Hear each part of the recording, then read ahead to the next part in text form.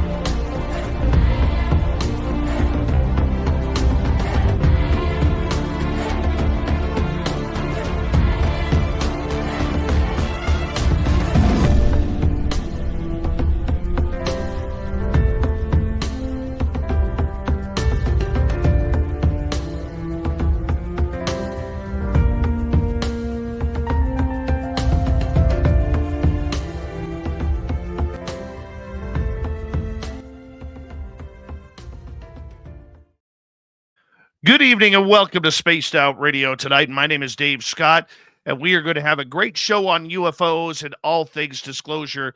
Kelly Chase is here. You may recognize her from her books, from her podcast, from her television appearances. She's one of the bright young minds in the UFO world. It's her first time here, so let's make sure we give her a warm welcome. Dirty Filth is here with another crazy cartoon, and the best part about tonight, each and every one of you are here as well, including Kitty Cattywhack with the gold medal tonight, Eternity Eternal with a silver, Michael Morris, the attorney at large, with a bronze medal tonight. Race fan, how you doing? Robert Lamoth, good to see you. David Dorenberg, thanks for coming on in as we continue on with our roll call. Road Flare, good to see you. Mel WD40 is here, lubing us up for tonight's show. Because when you talk aliens, you always want to go into a show like that nice and smooth. So Mel lubes us up very gently and easily, so that way we get through the show. Thank you, Mel. Frankie B, how you doing? Amanda's Crazy Life channel is here. Amanda will be signing autographs after the show. First time for her, so be gentle.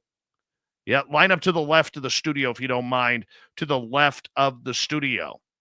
Eli, how are you? Chris 716. Bill Sardellis, thanks for coming on in. Creepypasta 560, good to have you back. Noble Patrick, thank you for joining us. Number 34 in your program, starting in goal tonight from Stockholm, Sweden, Lars Janssen. Operation Shutdown. Thomas Rock. Matthew Gutka, how you doing? Matthew Gutka will be signing autographs after the show as well. Line up to the right of the studio if you don't mind. To the right of the studio. Glenn John McEnroe, the pride of Wimbledon, good to see you. Jennifer Beveridge, hello. J. True Seeker, good to see you. So we continue on with our roll call tonight. And who's next on our list? Terrence Willis, how you doing? Good to see you. And 1971 Marmaduke, good to have you here. Lisa Piper, thanks for coming on in. Al Garay over on Twitch, warmed up tonight, got wild in the gym, bench press 450 37 times. Yeah, his arms are jacked for tonight's show. Walter Kochabinski, good to see you. Thanks for coming on in. Hi there, Rock and Rory and Nina Williams. Good to have you here. Scrolling on down, we say hello to Mike Bothwell. He has no power, so he's scared. Juliana, how are you tonight? Hi, Pam Harris. I'm Hardcore over on X. Good to see you. Welcome, Kelly Chase. Look at that. Welcome. Nice, warm welcome. Kimberly Burgess, how are you, sweetheart? I hope you're feeling better, my dear. Yes, come see me soon. Come see me. You know where I am. In the studio, good to see you. As we continue on with our roll call, Fast Hemi, thanks for coming on in. As we continue on here. Let's see who's next here on our list. Well, we send them. And there's the Fapperoony. Yes, Fapperoony. How you doing? Hillbilly Herb, good to see you. And JD, welcome to SOR Chat. Bobbert, good to see you. Luscious Jules, thanks for coming on in. As we continue on with our roll call, there's Paramarv. If you wave to Paramarv, he always waves back. Let's try it. He's waving back as we speak. That's the way we do things around here. Yep. It's all about being friendly. That Mr. Rogers kind of way. All right. Well, let's get the radio side going. Hello and welcome to the radio and podcast side of Spaced Out Radio tonight. My name is Dave Scott. Thank you very much for tuning us in as we have Kelly Chase on here. She is one of the proud voices of the UFO world. She is brilliant at this subject, and we're going to have a lot of fun interviewing her for the first time on the show tonight. We are in roll call on our YouTube channel, so bear with us as we get things going, as we say hello next to Alexander Leslie. Welcome to SOR Chat. Flat 6, good to see you. Thanks for coming on in. AJ, welcome to SOR Chat. And John Swan, good to see you. Who else is next here? Mr. Cowley, welcome back to the show. Oh, Mr. Cowley loves his Spaced Out Radio. The Super Chat is open. It's a wonderful way to support what we do on this show on a nightly basis. And don't forget, you can shop at our Spaced Out Radio store. Why? We do not have ugly swag, people. No ugly swag. So make sure you check it on out. Get yourself something so we can put a picture up on our website. Throw those horns up, everybody.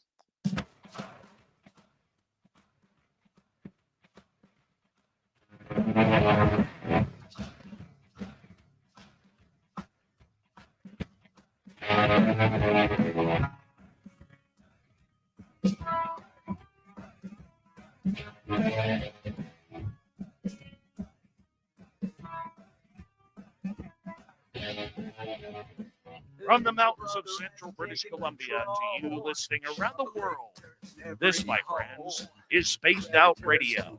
I am your host, Dave Scott, sitting in the captain's chair of SOR headquarters.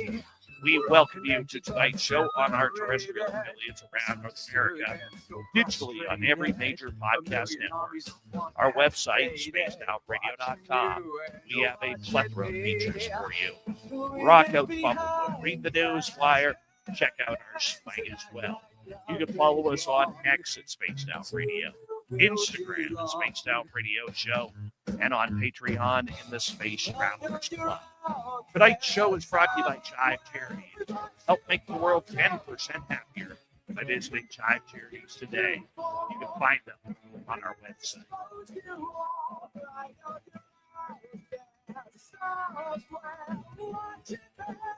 We got an amazing show coming at you tonight. Kelly Chase is here. She is going to talk all things UFO. She is a big runner in this field. Lots of sources, lots of knowledge, and we are in for a treat. I know you guys are going to absolutely love her first time here. Then in hour number 3, Swamp Dweller will be here with another creepy story. Robin Haynes follows up with the cryptid. What the heck is cryptid? Sounding like Elmer Fudd here. Cryptid. We got the cryptid Q&A coming up right after that. Thank you, Elmer.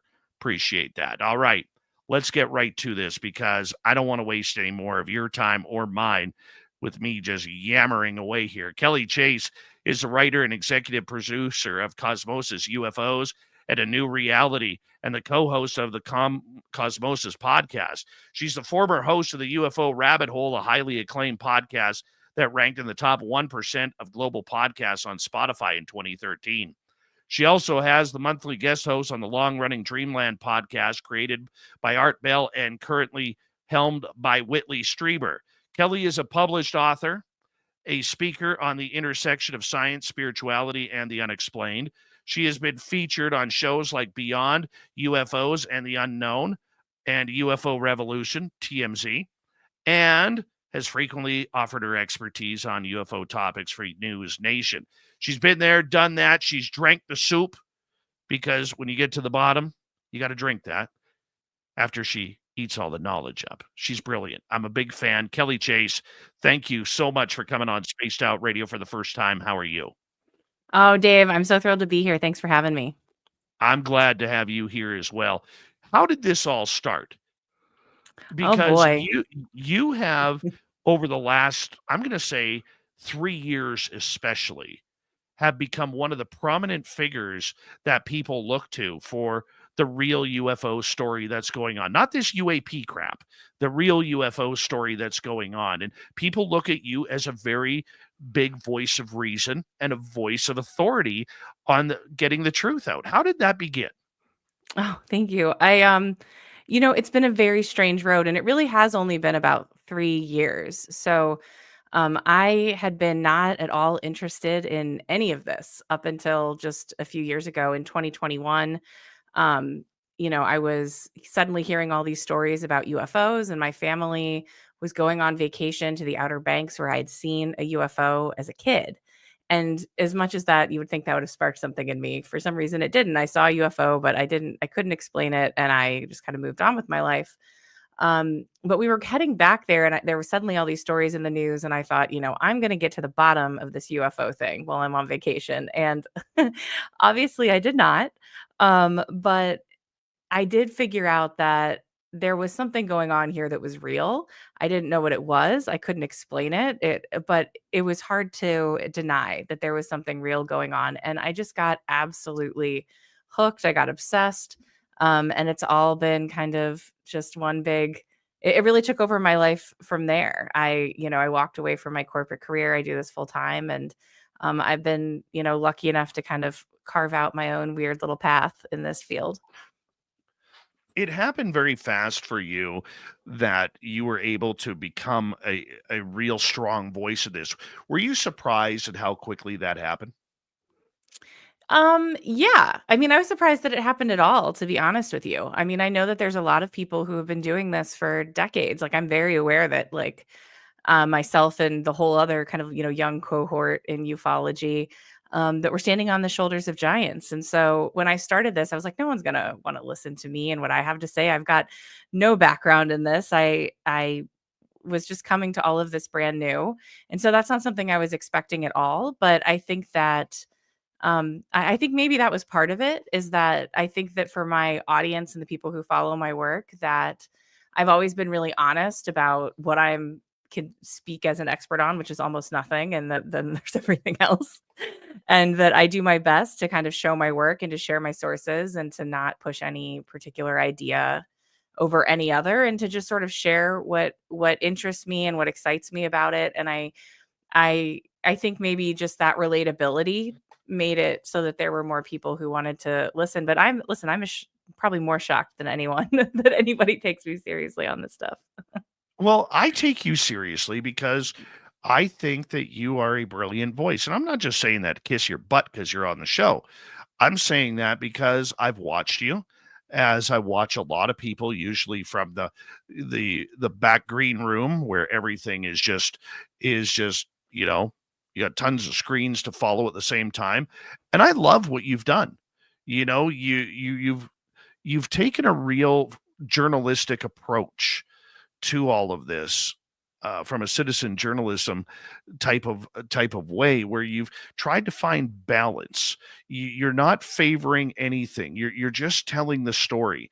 And I think you deserve a compliment on that, because so many times in this field, we try to skew the opinion of people because of our own personal beliefs and our personal attitudes and who we like and who we don't like.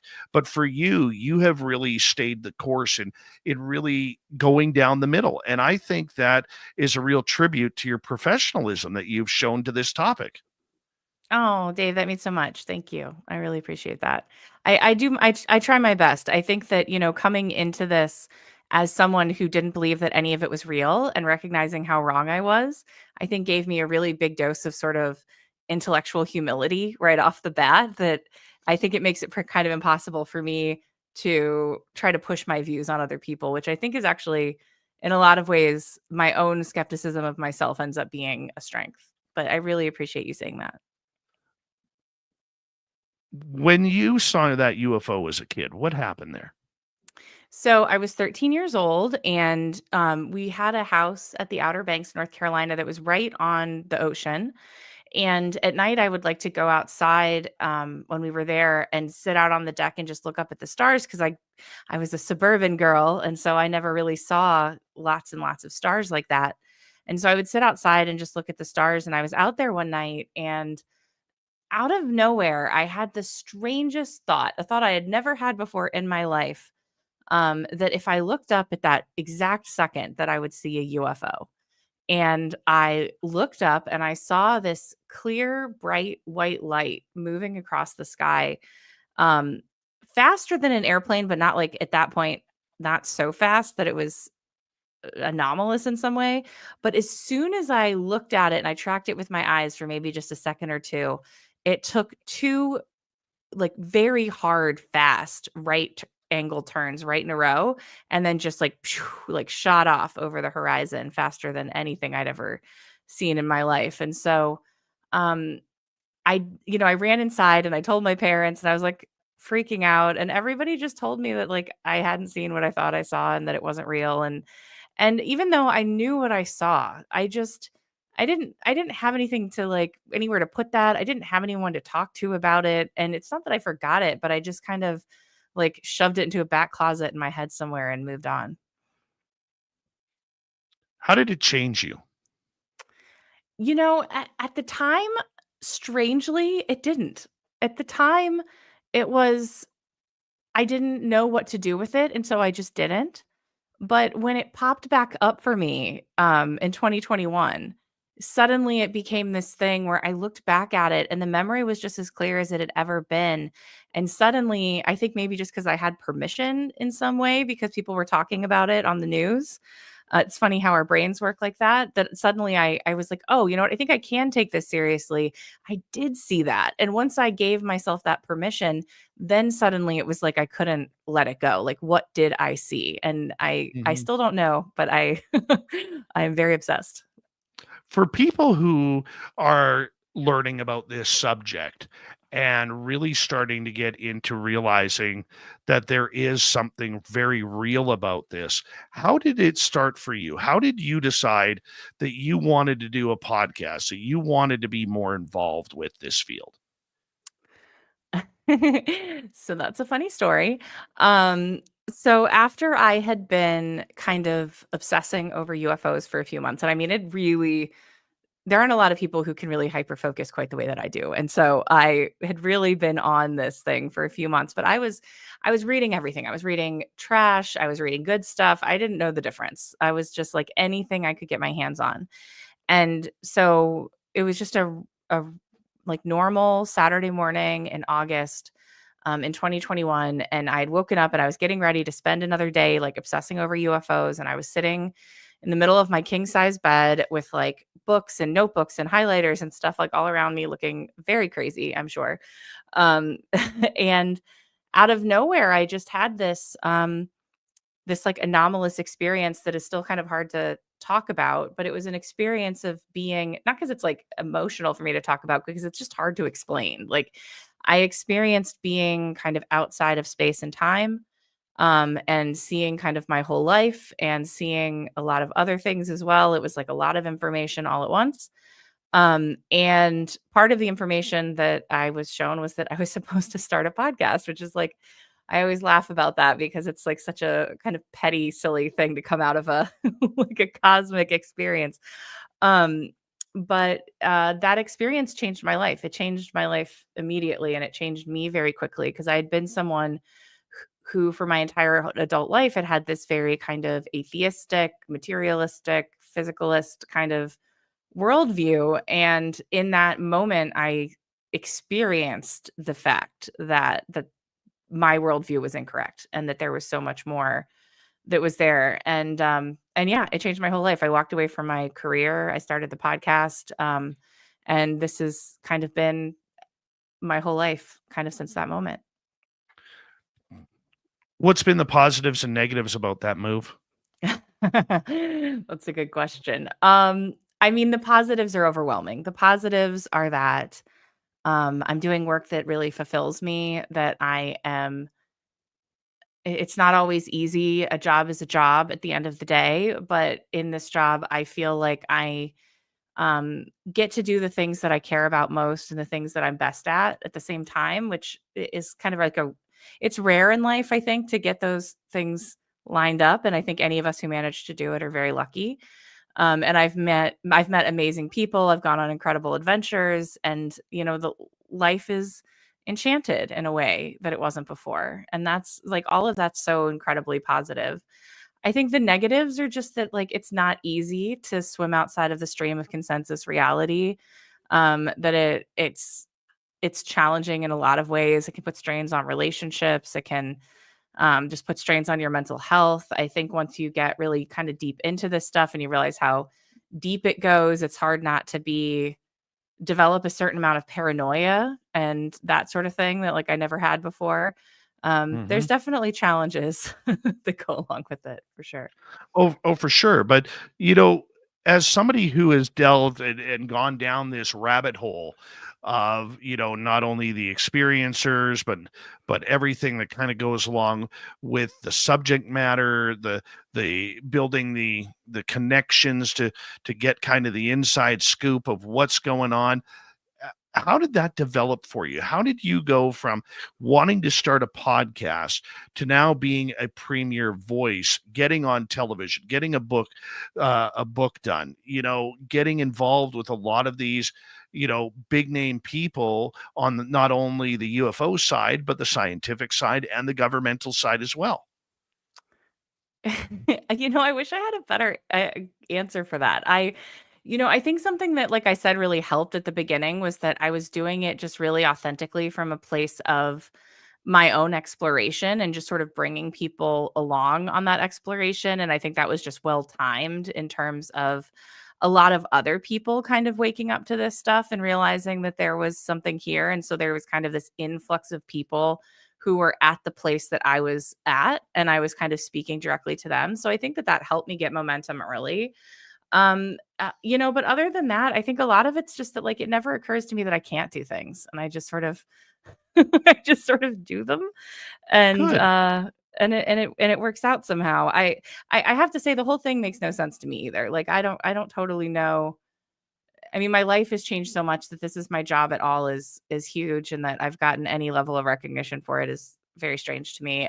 But it's been a really fun ride, and it's been really cool, and I'm really grateful to the people along the way who have, like the bigger names that have like supported my work, that like saw something in me and passed my stuff around, because I wouldn't be where I am without that. What's your favorite part about this? It's still just like the sense of wonder and amazement and the confusion, like the endless frustration of it, as much as it can really be crazy making. I love not knowing, and I love being around people who also are consumed with the not knowing. I think that I'm about to turn 40 in May, Oh, hold and on. May what? 20th. I'm May 24th. Oh, cool. Yeah, It's a we're great that time. close. It That's is. awesome. We're like the best at that May 20 to 24th era. It is good. It's a really good time to have a birthday, I think. Yes, I Um, agree. and I'm about to turn 40, and I know that just like a lot of people reach a certain age and they just kind of like they're just kind of done. Like life just sort of, they're ready to kind of like settle in, and I'm the kind of person who was ready for another big adventure. And this feels like an adventure to which there almost like can't possibly be an end to this, right? Like I don't expect to find the answer, and that something about that is satisfying. What don't you like about this field? I don't like that it's introduced me to a kind of darkness in the human psyche and in the human soul that I didn't know was there. Like there that I or at least that I had never really confronted in that way. I think that like the institutionalized and systemic secrecy, the ways in which people have been hurt and exploited to cover all of this up, um, it is can be really dark. And knowing that stuff and sometimes encountering it in various ways really changes you on a deep level. And you have to take the good with the bad, but there's all kinds of stuff that I've learned in the last few years that I just literally wish I could hit delete on. Like I just wish I didn't know a lot of the stuff that I know. Give us one example of something that you wish you didn't know that's bugged you. um I say this is like so much love and compassion, and I think my friends that this applies to will totally understand. But um I would say that like So I have had the experience of becoming very close and like, I work on Whitley's show, like I guest host there and like I've become very close with like a number of abductees. And I wish I didn't know that that was real. Like I've had close enough that was something that was really hard for me to accept early on, and I didn't really know how to talk about it or how to, or how to think about it or how to approach it in any kind of a way, but like getting to know abductees as human beings, as people, staying up late, talking into the night, like staying in their homes, having them come stay in mine, like traveling together. Like when you get this like really full picture of someone and you realize that like they're not crazy, they're not a liar, they're not manipulative, they're not they're not trying to get anything out of this, that like this is just something that happened to them. You have to like accept it on a much deeper level, and the fact that that's happening to people and just the horror of it, yeah, like that's one that like I kind of wish I didn't know.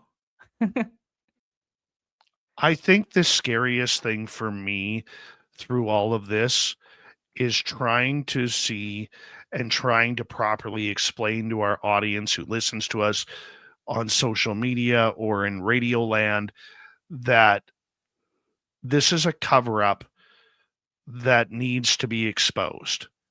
This is a billionaire cover up that is going to make some very wealthy businesses and people trillions of dollars, and that they are covering up everything that is going to affect every person on this planet.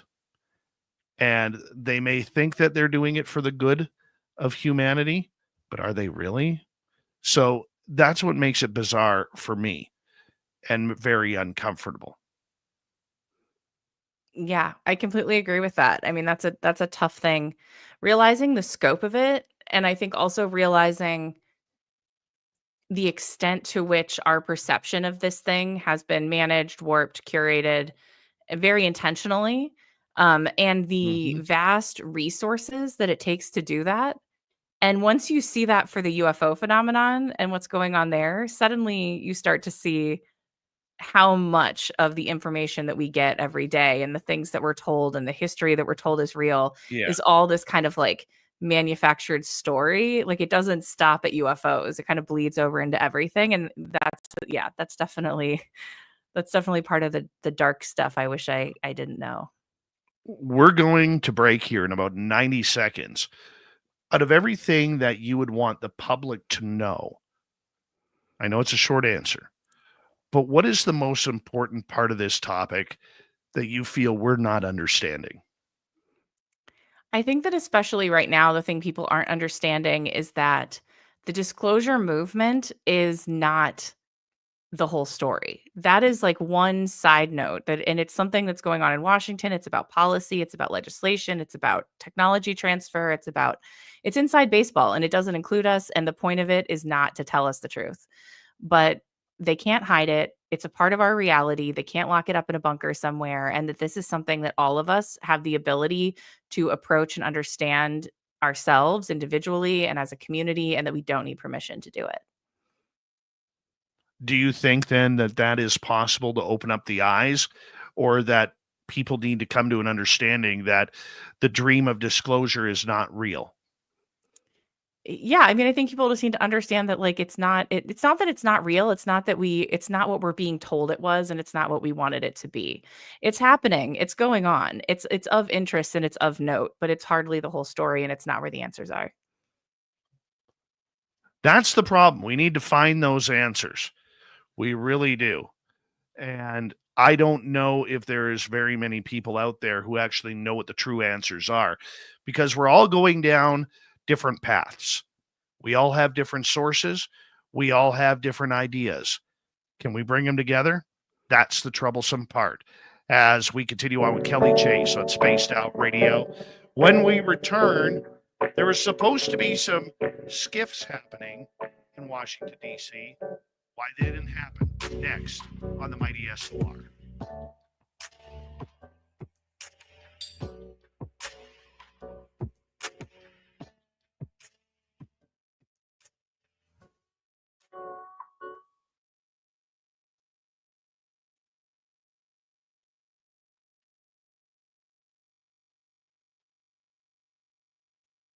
Good start. Good, strong start. Awesome. Yeah, I'm having a good time. Yeah, me too.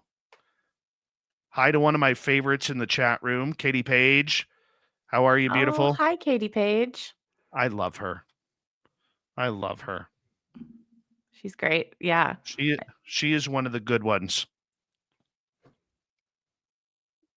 Mm-hmm.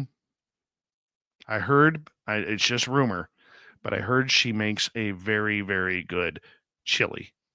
Ooh. Yeah. The It's a rumor good is out, skill. Katie. You make a great chili. Oh my God. Did the Sens win tonight? Did the Sens win?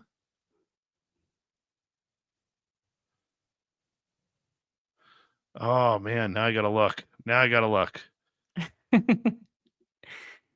See, this is the hard part of doing this show during NHL playoffs.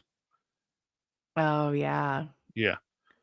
Just go Oilers. Go Oilers, filth. Filthy. Go Oilers.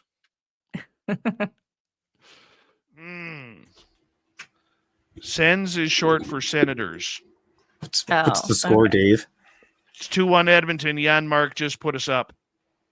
That's number 13. That's my boy.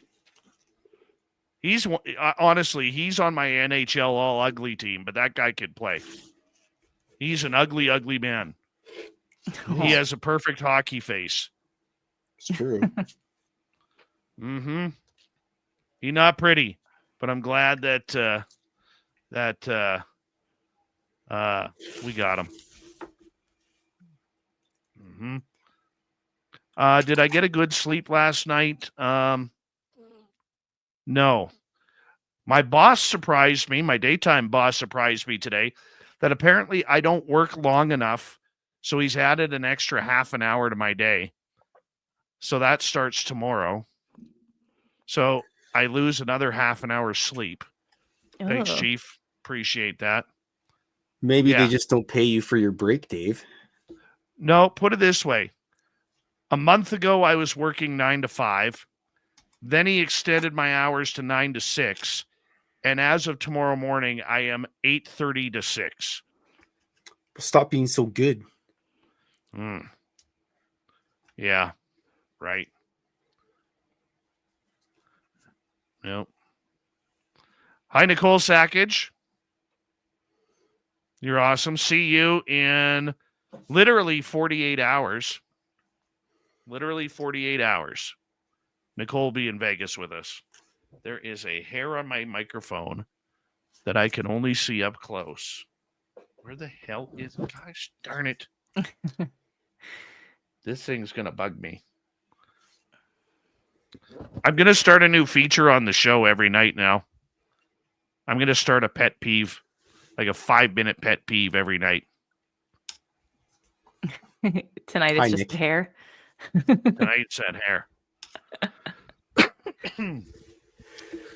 Oh, there was something that bugged me coming out of the Nebraska Bigfoot conference. The conference was great, but I saw there was this lady sitting right in front. God bless her for the support. Thank you to her. But it was one of those really like shiny cement floors, and she was wearing runners. So sneakers for you Americans. And sneakers. And every time she moved her feet, her shoes would squelch really high pitched on the floor. And I'm like, pick your feet up. And she knew she was doing it. And we're all sitting there on stage during the roundtable panel, wondering where that noise is coming from. And she kept doing it for an hour. Oh, that's brutal. Yeah. I was like, come on. Yep, that bugged me. Yeah, little noises like that can drive me absolutely insane. Oh, yeah, totally. All right. I will have a taco in Vegas. I'm going to be going to the big Taco Bell there. It has no choice, and I have no choice. So thank you, Pam Harris.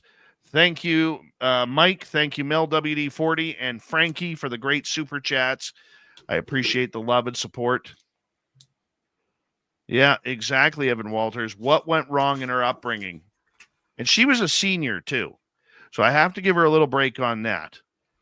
But stop squeaking your shoes like it's an NBA game. Right? Oh, my gosh. You're pretty cranky tonight, Dave. Yeah, well, if you had another half an hour added to your work schedule to make it 9.5 hours a day, you would too. Hold on. Here we go, everybody.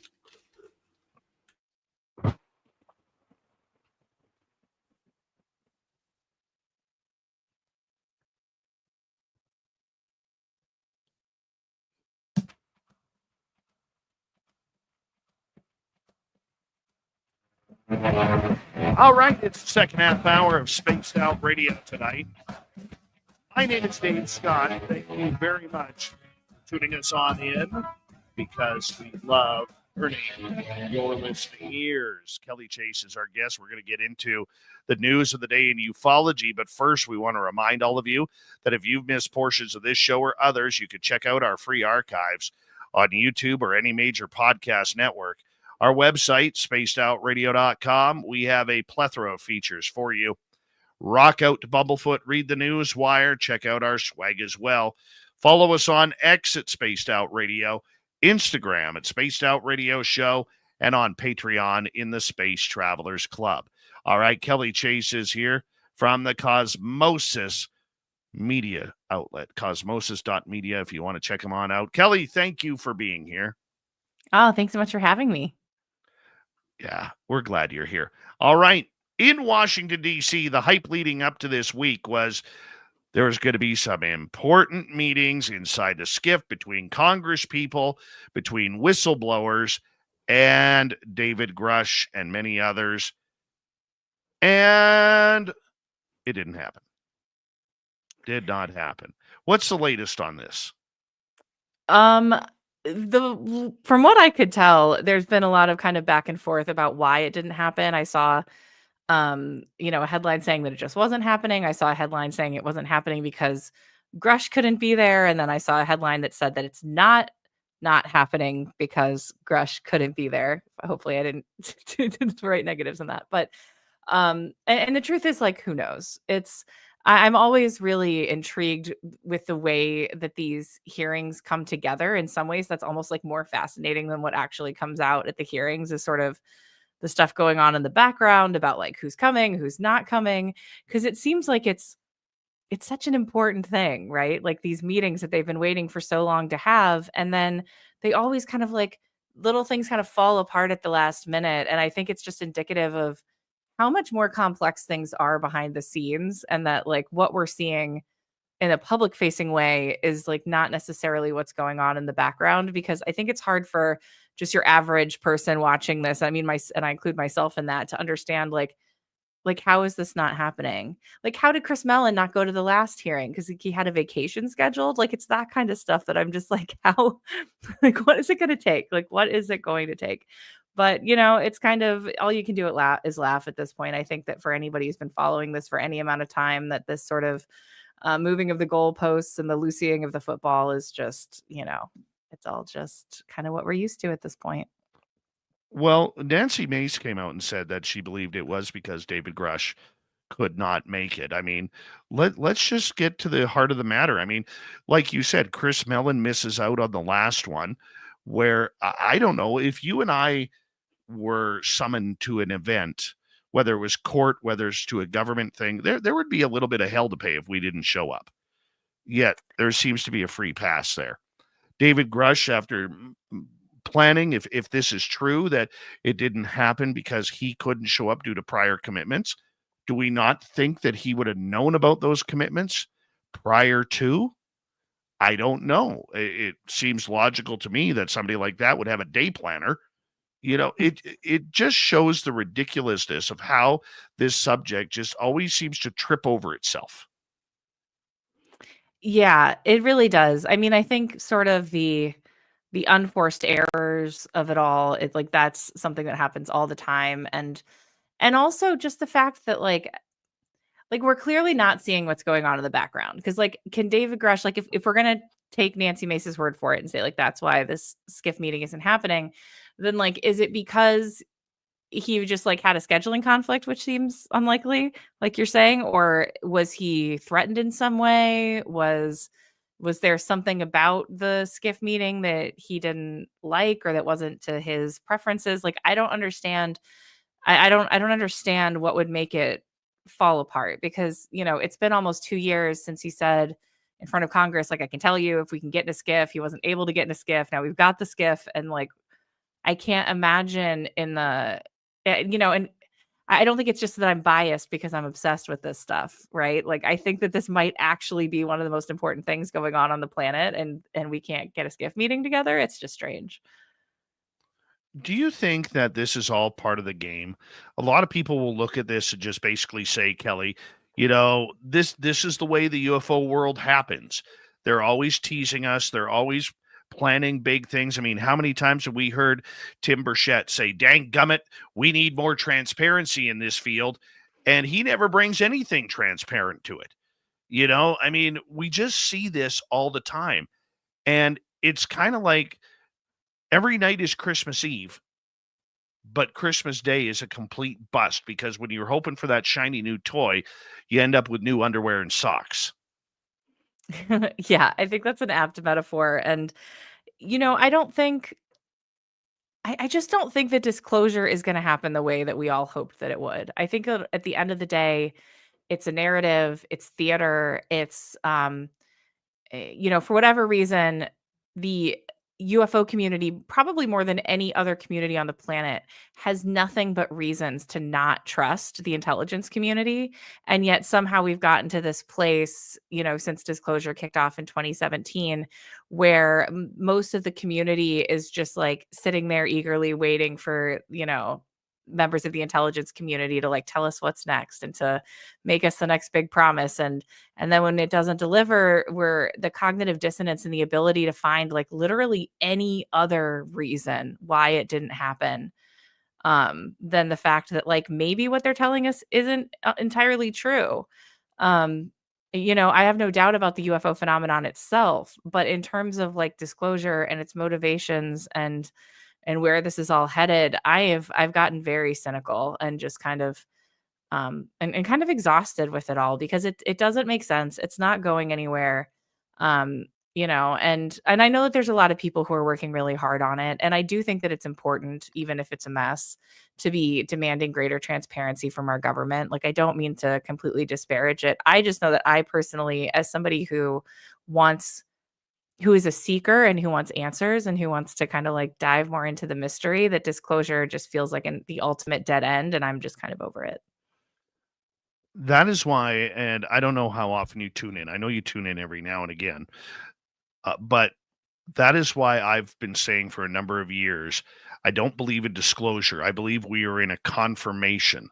Confirmation is much more safe for what they are doing. And as they continue to change acronyms, whether it's UFO to UAP, aliens or extraterrestrials to NHI, summoning or CE5 to psionics, and now we're going to start changing the names of the UFOs to the real silly childlike names. I really think that they are looking at this as a game, that they are playing with a very passionate community's lives, their interests, their dedicated, diehard support for this subject. And to them, it's just a game. It's a game to try and, I'm not saying they're trying legitimately to screw people up, but I think that part of this is a game to them. And like you said, the cynical part of me believes that we've got all we're going to get. Sure, we're going to get a few more videos. They're going to be grainy. They're going to be salty. They're not going to be very, very calm, or transcendent, I should say. I'm fickle, and I don't want to be fickle. I don't, because this is a beautiful field with wonderful people. Yes, there's some bad apples. Okay. But this is a wonderful field, Kelly, as you know. And have you ever met more passionate people than people in this field who just want to know, for the majority of them, why me? Why did this happen to me? That shouldn't be such a hard question to answer, Kelly. Yeah, exactly. I think that most of the best people I've met my whole life, I've met in this field. I mean, really brilliant, intelligent, like passionate people who have such big hearts and such like big and such a huge capacity for inquiry. I love this field and I love the people in it. And, I love every single time when I go to a conference and I end up meeting people there who end up getting emotional at some point, who are just like, this is my first UFO event. And I have never been somewhere where I could just, because a lot of times they're experiencers, like I've never been somewhere where I could just like be honest about the things that have happened to me or the questions that I have. And it just makes you realize like the power of this community and also how needed it is and how many people there are out there who are probably dealing with things that they can't explain and that they don't understand and who don't have that community. So, I'd love to see ufology in some ways kind of decouple itself from disclosure. These are related topics, but they are not the same thing at all. And I think that like disclosure, we're in danger of disclosure really kind of subsuming ufology. And I think that that's to our detriment. I think so too. And I don't think or pardon me, let me shift that a little bit. I think this subject has gone from the power of the people to the power of those who either served, currently serving, and the power of the government. Now, I know you've been in a short time, but relatively, I've been in a short time too, only a decade. And I remember prior to me starting or just starting to get a little bit more notoriety out there, I was told by a couple of these long-time investigators, researchers, Dave, you never trust the government. Don't trust any of these agents, former agents. They're only going to set you on a path to nowhere and destruction on this. And yet you fast forward to today where we're supposed to blindly believe Lou Elizondo, blindly believe Chris Mellon or David Grush or Jake Barber or anybody else that's come out regarding this. Even Rick Doty's name still comes up.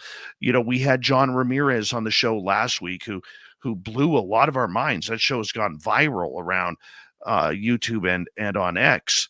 We have these people who are speaking out. They're all connected one way or another. Yet 10 years ago, we were told, stay away from these people. You could talk to them. You could dig at them a little bit for information, but beware. And yet we have blind faith now that anything governmental is going to be prosperous for us in this field. What's your thoughts on that? I mean, I think it's a mistake.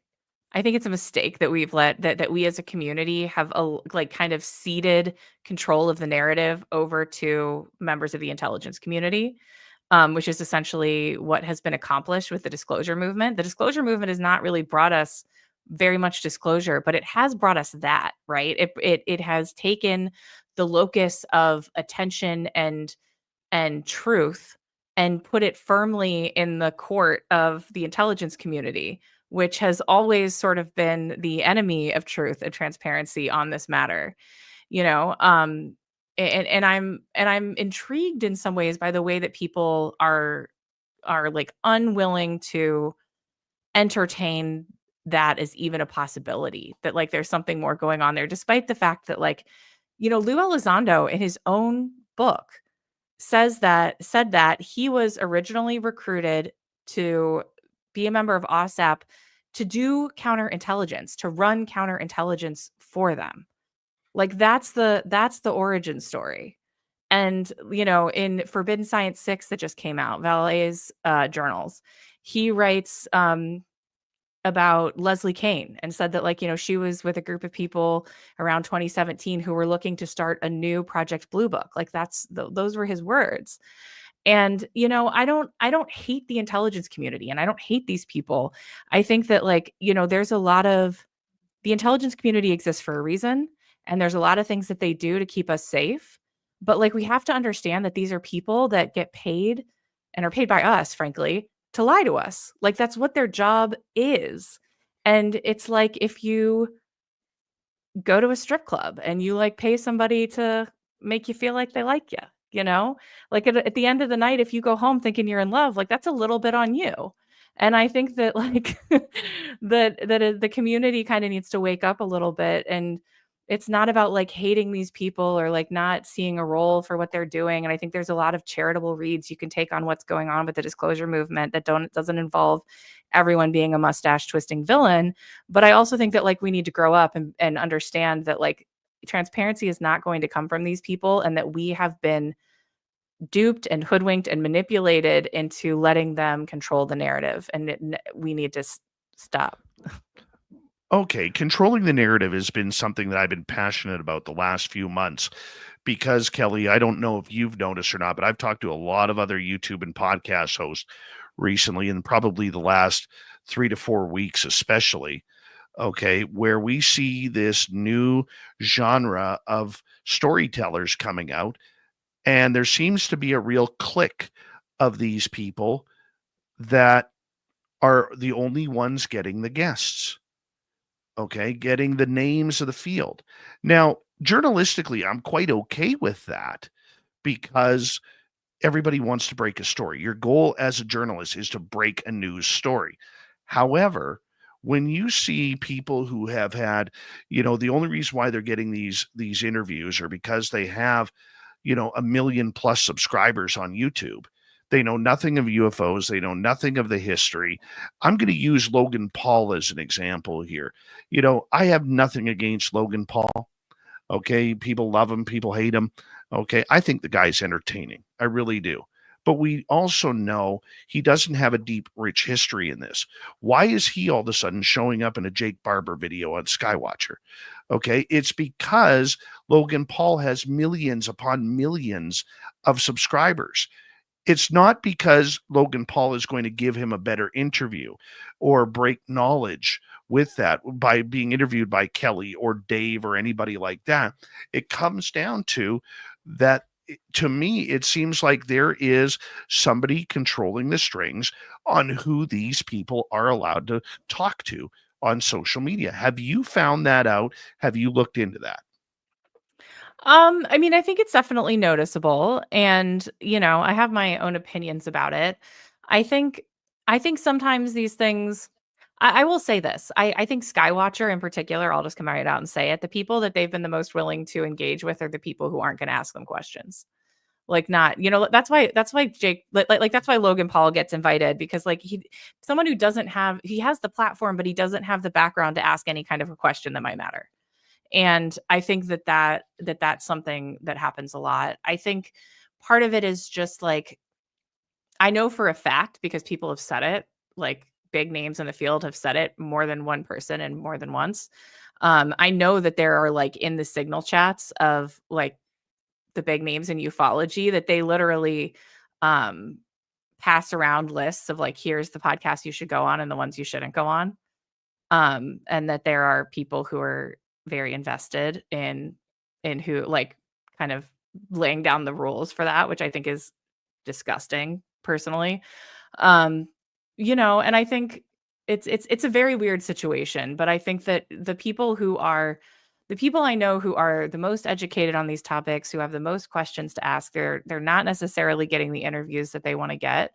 And my star rose quickly, and I had some opportunities early on, and I will say that like I got very creeped out the closer I got to a lot of these people. I felt like as soon as I was sort of like given like the slightest foot inside the door, that there were a bunch of like really bizarre like loyalty tests and like weird favors being asked, and just like they want you to declare yourself, and they want to know that they Yes. can count on you, and they want to know that they can control what you say. And I don't play that game. So I didn't last there very long. Well, I could tell you this, that happened to me as well. And it's happened to a number of people that I have talked to who thought they were on the inside, thought they were all buddy buddy. But it isn't an amazing, I don't know if you've noticed this or not, but for the most part, as we see these cliques form up of YouTubers and podcasters, every faction seems to have their own buddy list. For instance, with Lou Elizondo, It seems to be very great around what we call the Brits. A lot of British guys, Yeah, isn't it funny that the counter intel guy mostly wants to talk to people from another country? I find that very interesting, considering that the rules on how you run counter intel on citizens versus non-citizens are very different.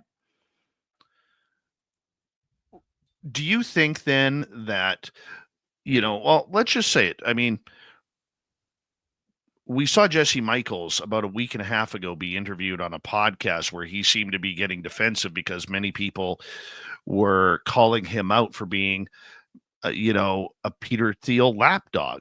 This is a guy who made his money working for Peter Thiel. Then all of a sudden, out of nowhere, he gets into the UFO world, starts a YouTube channel that, is growing rapidly. He gets all the big interviews that people like yourself or myself could never get. And now he's hooking up with all these other YouTubers where people have stated that he is, on his resume, he's slated as a social media influencer expert. It just makes sense that we see a narrative being controlled here by just a few people, whether it's the Brits on Elizondo's side, whether it's Jesse Michaels with the podcasters and YouTubers. I mean, I guess I'm old school media where it comes down to the medium is the message. And if you control the medium, you're going to control the message. And I'm very, very understanding that this is what's happening. How about yourself?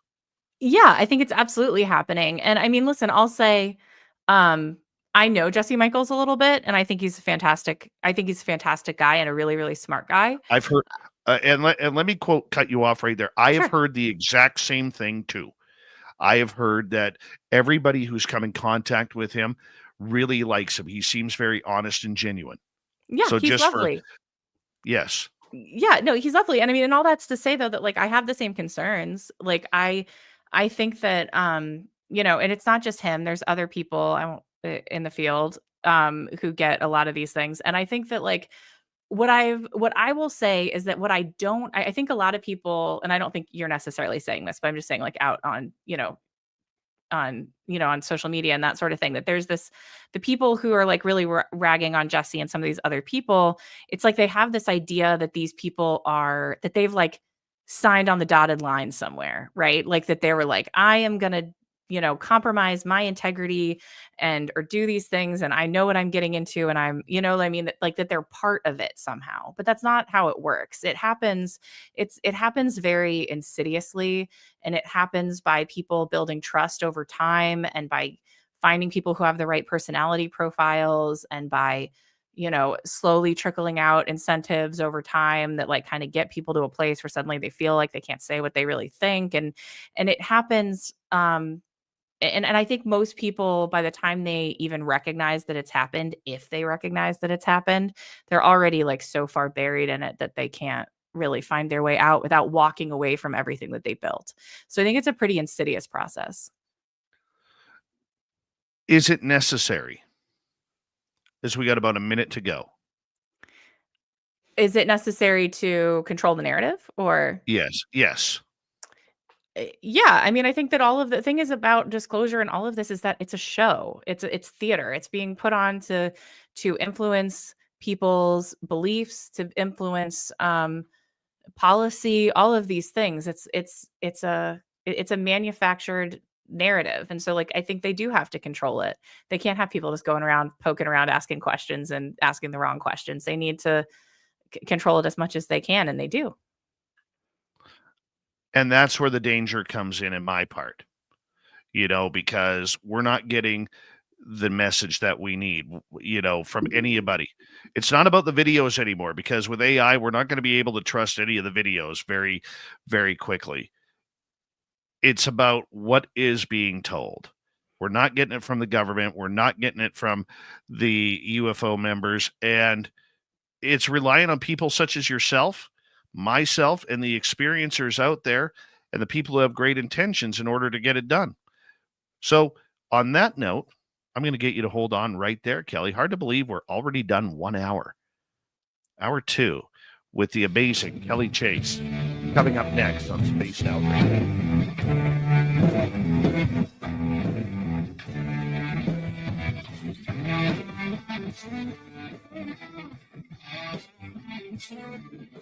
This is Spaced Out Radio with host Dave Scott.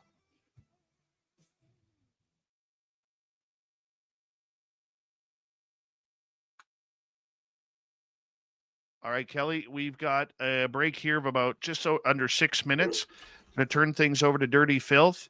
He is going to show off his cartoon, and we'll be right back, okay? Awesome. And what's Dave doing? There you go, Dirty. How about them Oilers, buddy? How about them Oilers? Apparently they won the hockey game, Dave. I was unaware of that. Alrighty. I was kind of actually expecting Dave to sit there and talk about hockey for about 6 minutes, but that's all right. Kelly, this is a good time to get yourself a fresh glass of tea. Ah, wonderful. I will be right back. I love your cartoon. It's great. Thanks. It's about Carl Allen Stanton once again, causing a terrible ruckus here. I love it. I will be right back. Oh, hello, Bob Birkins. Pay attention here, Bob. This is very important. Look at that, Bob. You could own those one day. Yes, vote Dirty Filth for Prime Minister, Scabby. I actually outlaid a platform if I was to be elected Prime Minister.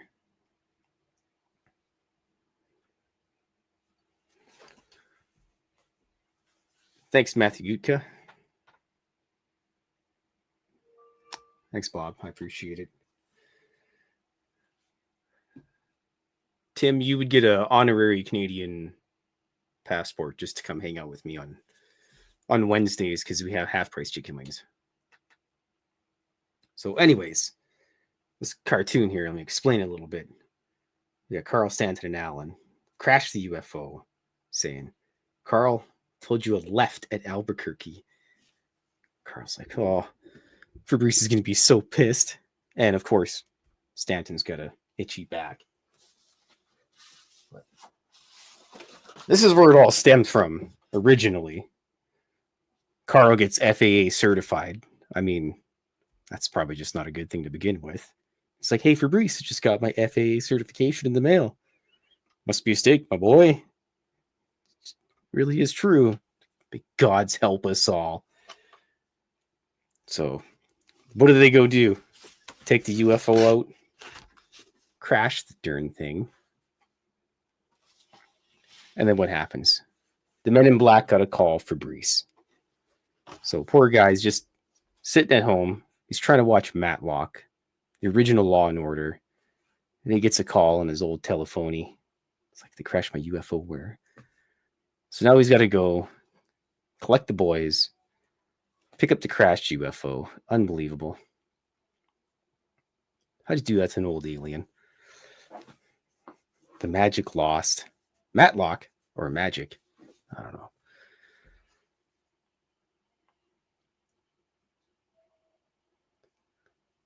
The Knicks?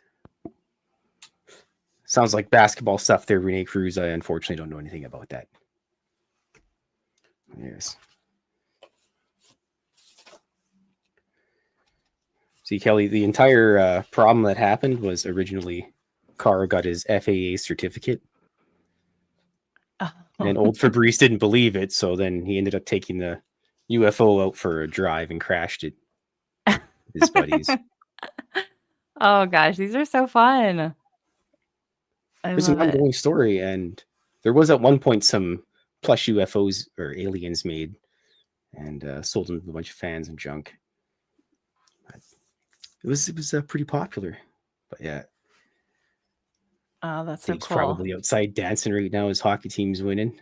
It's my hockey team as well, but I have to save my composure here and pretend like I'm not happy and cheering inside. Oh, well, that's good. I'm glad. That's exciting. But most importantly, all the gray aliens got home fine. Fabrice picked them up. Everything's okay. Oh, that's a relief. That's the real win for the night. Yeah, they're basically going to shovel the sidewalk and mow the grass for like years on end now. Oh, that's awesome.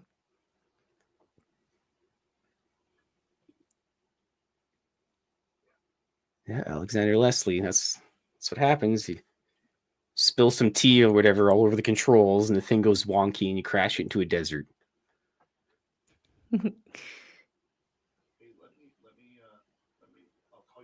Bob, the shroom god, is not the savior of humanity. It's my hands.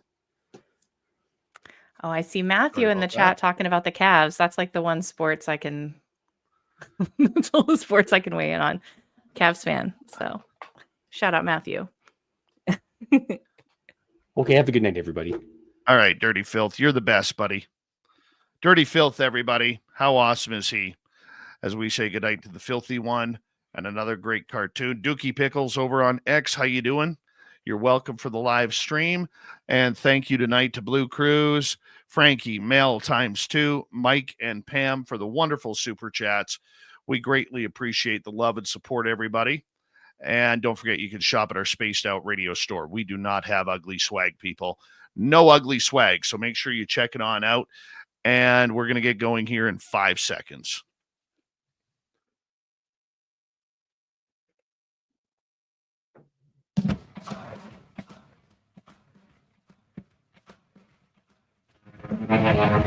All right, here we go with hour number 2 of Spaced Out Radio tonight. UFO Talk with Kelly Chase going on. My name is Dave Scott. We appreciate you tuning us on in wherever you are on this beautiful planet we call Earth. Hello to everyone listening in on our terrestrial affiliates around North America, digitally on every major podcast network.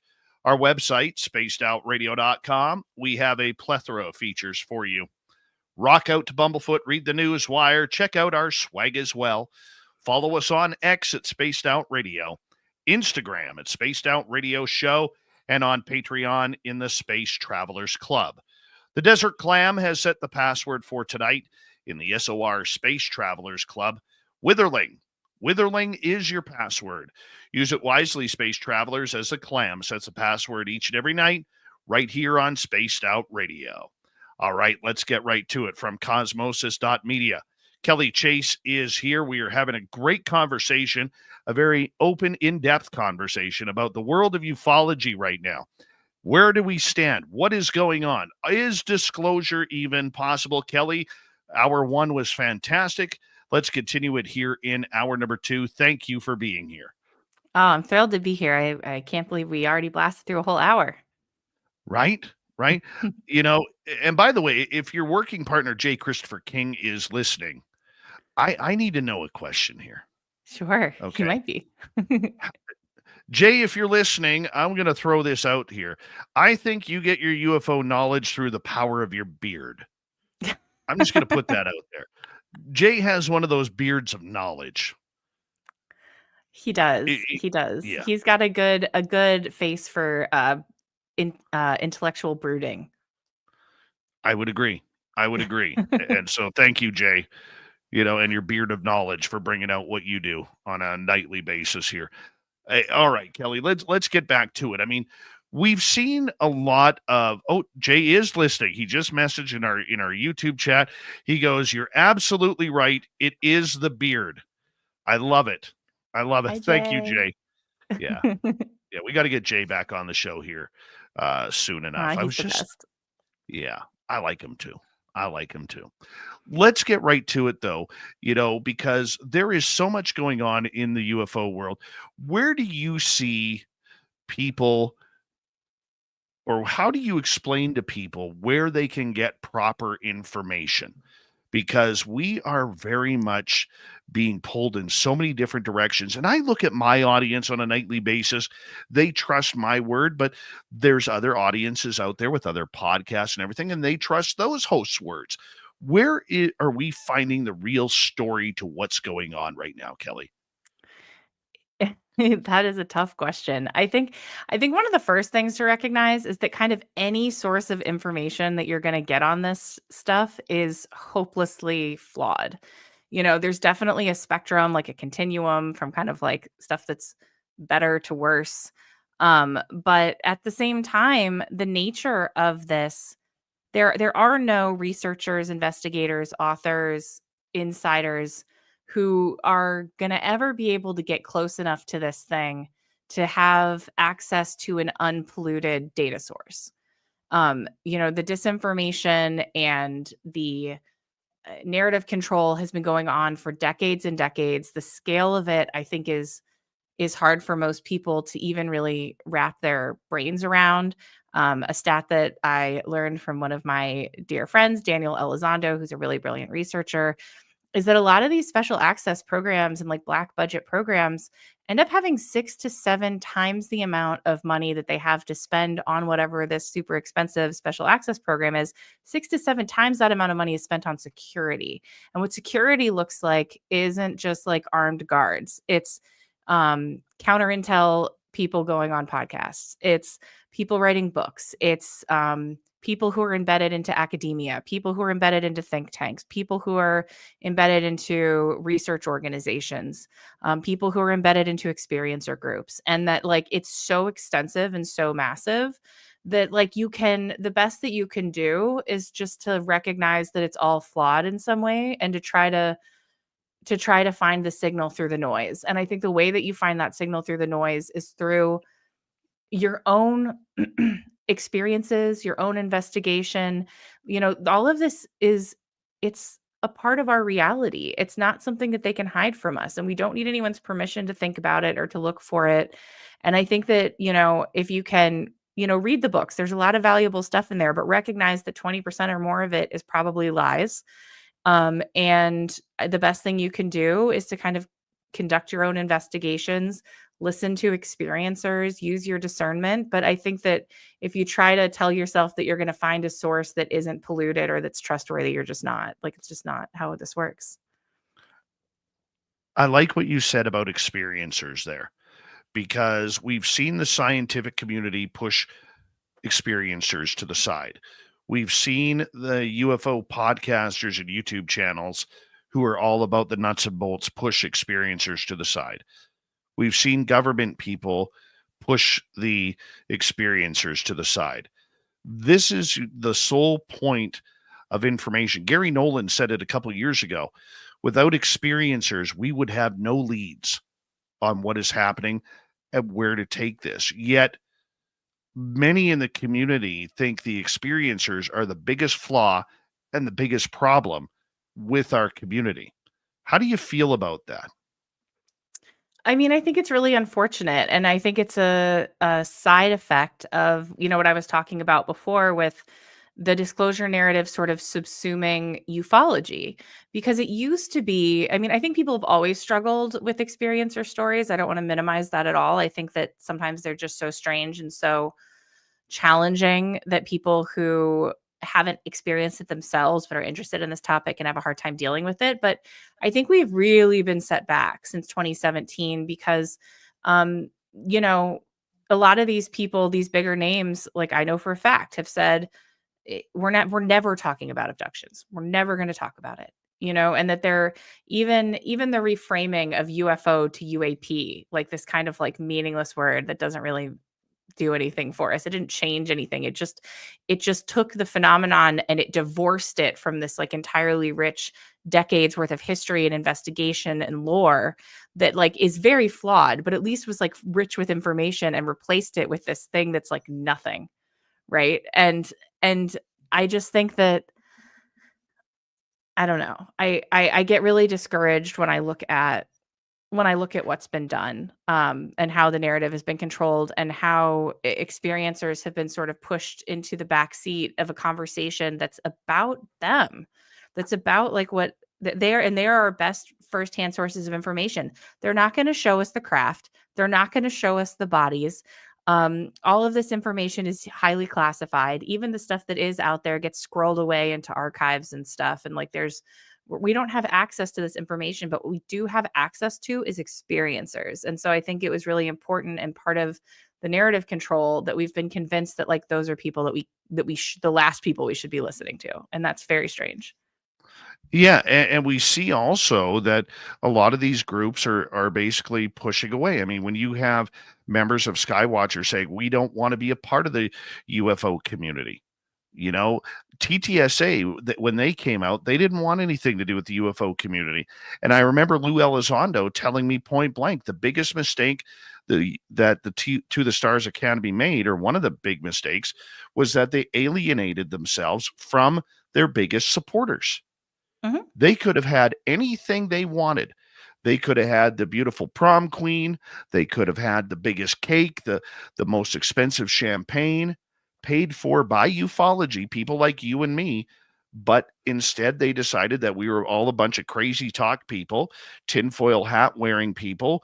We weren't allowed to talk about experiences. It was all nuts and bolts about the craft, and get the hell out of their way. And Elizondo said that was the wrong thing. That's pretty much what delegitimized the TTSA. And we see that now happening with Skywatcher.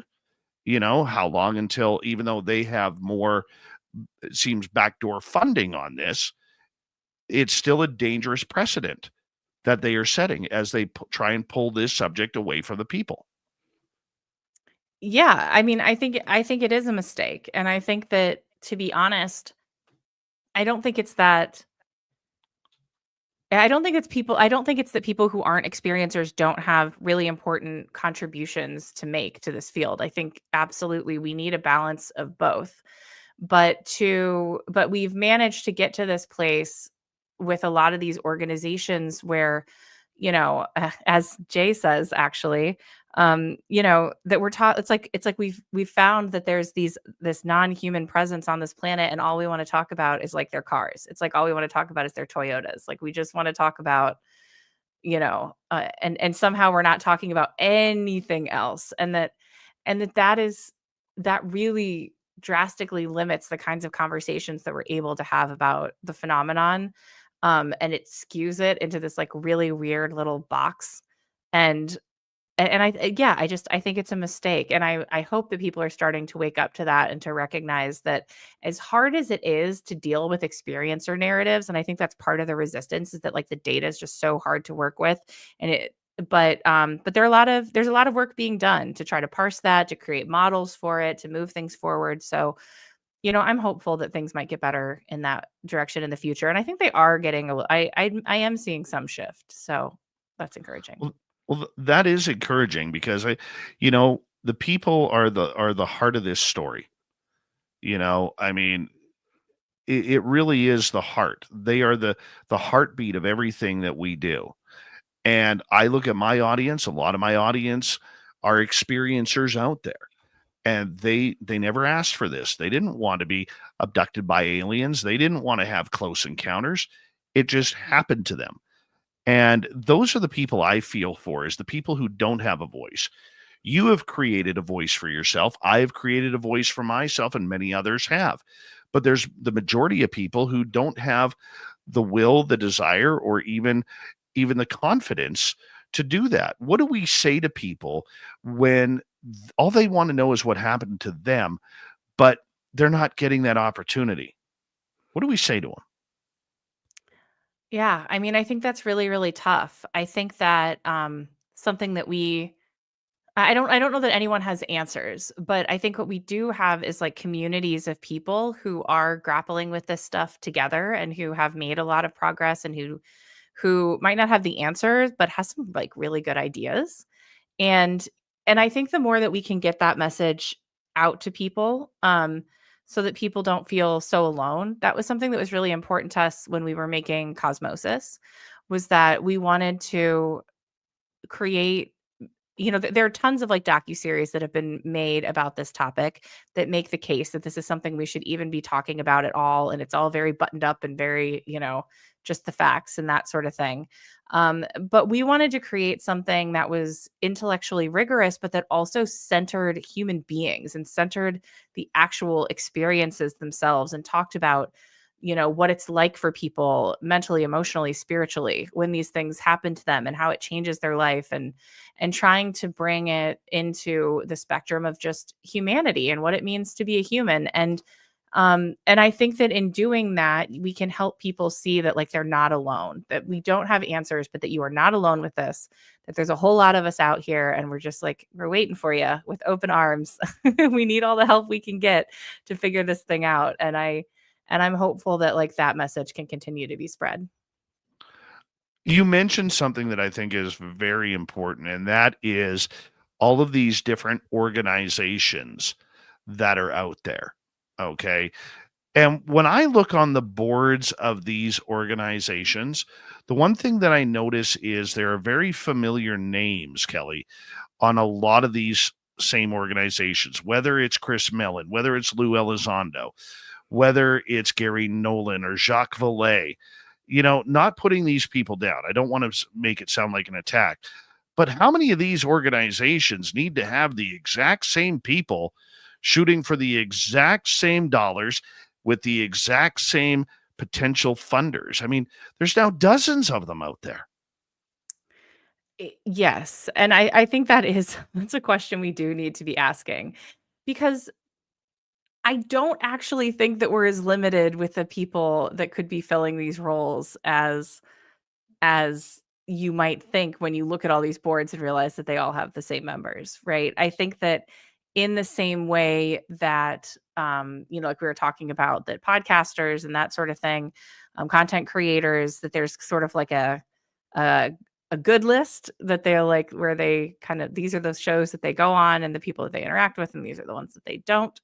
That has happened within other fields as well, including academia and the intelligence community, and like um, all of these different fields that they're bringing together. And I think a lot of it comes down to like who is willing to color within the lines and who is willing to ultimately serve the interests of the people who are paying the bills of those organizations, which in a lot of cases, I would say most cases, if not all cases, is directly or indirectly. These are things are being funded by defense contractors. Um, and and I think that, even some of the weird alliances and like the weird groupings and cliques in the UFO community that can be a little opaque suddenly become very clear when you start to pay attention to who has contracts or ties or whatever to which defense company. And then suddenly the teams start to make a lot more sense because you realize that like they're, who they're actually playing for. And yeah, and I think that that's unfortunate and that it holds us back. But unfortunately, there's not a ton of other money coming in to the field outside of defense contractors, except for sort of this like tech billionaire money that's suddenly coming in. But that's coming in from a lot of people who don't have a lot of background in the subject. And it's kind of like freewheeling and running away. And it's like, there's no great answers right now in terms of funding. And so I think it's just kind of a mess in a lot of ways. Do you think that it is all about the money now? Is that what it is? Like, I know university research, it takes money. It takes a lot of dollars in order to be able to study material or study experiencers. You need the funding to do that. But there's also a lot of groups who are about the threat narrative and trying to scare people into it. And we also know that one thing that is amazing about the defense community is all you have to do is say the word threat and you get an open checkbook from the government spending. Is that where we are now? Is we are all about the dollars? Is it disclosure for dollars? I mean, I think yes, honestly. And I think that sometimes I think people sense that, but I also think they misdirect it in a lot of ways. That a there's this idea that like people are like grifting, like we're gonna like make all this money off podcasts and books, and no one's making money off of any of those things. Just so everyone knows, we're all poor. But like, but in the background, I think most of the people who are involved in this in a front facing way are like are here for the right reasons.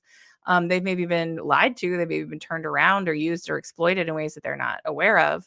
But in the background, what's going on is that like this is paradigm shifting technology, and there are countries and also non-state actors. And also, we're at a very weird time in history where there are billionaires running around who have as much money as small countries, or more than small countries, who are kind of their own economy, who own big pieces of our media apparatus and of our, business supply chains and that sort of thing, who suddenly are in the mix as well. And so I think that there is this struggle for control of like who is going to own the biggest, baddest toys as we enter into this new chapter of humanity. And I think that that's really what it's about. It has nothing to do with like telling us the truth. It has everything to do with them kind of fighting this proxy war about who's going to get to own all the cool stuff when it's done.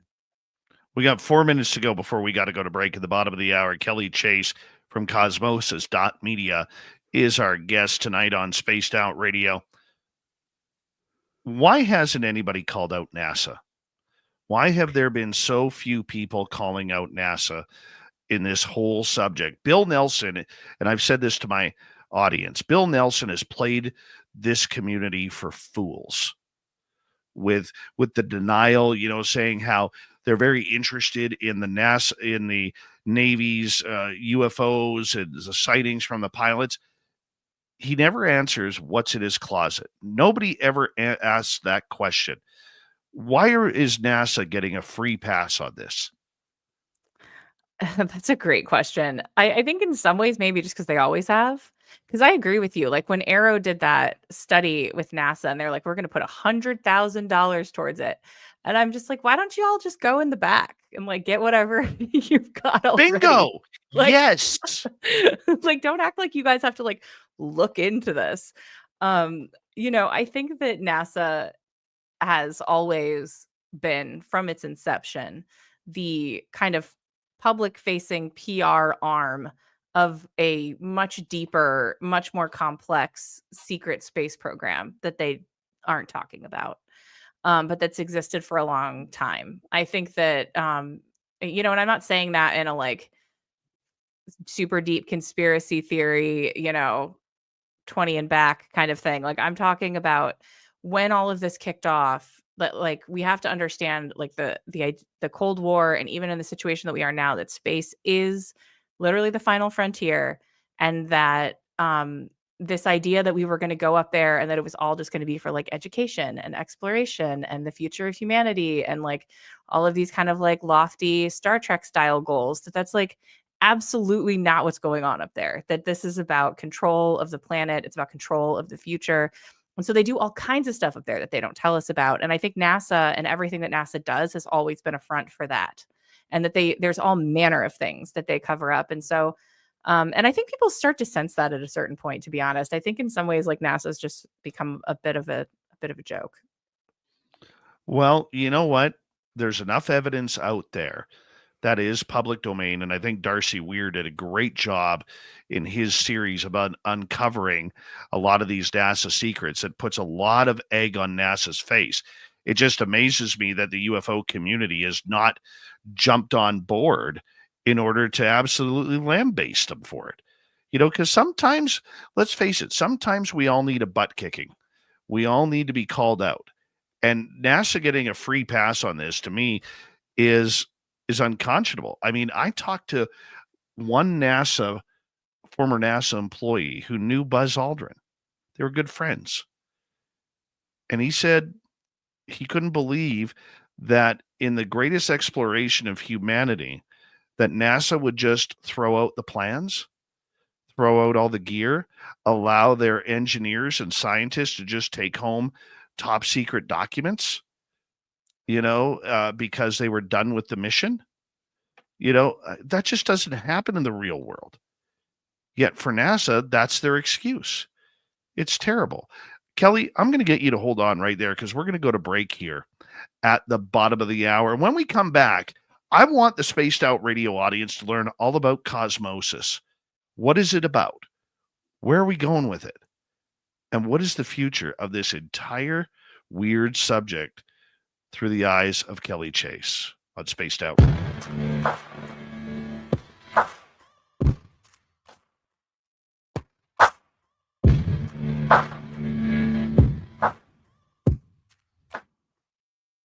You're listening to Spaced Out Radio with your host, Dave Scott.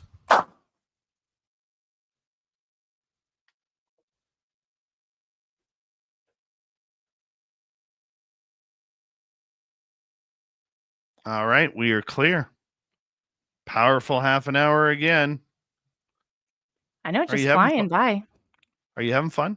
I'm having a great time. This is wonderful. Good. I'm glad. That makes me happy. It also makes Jay's beard happy. Oh, man. Yeah, I'm glad. I think you are very astute in Oh, thank you. and I will say this. I am absolutely pleasantly surprised that you and I are looking at this from the like different standpoints, but along the same roads, and that's very hard to find in this field, and so it's very refreshing for me.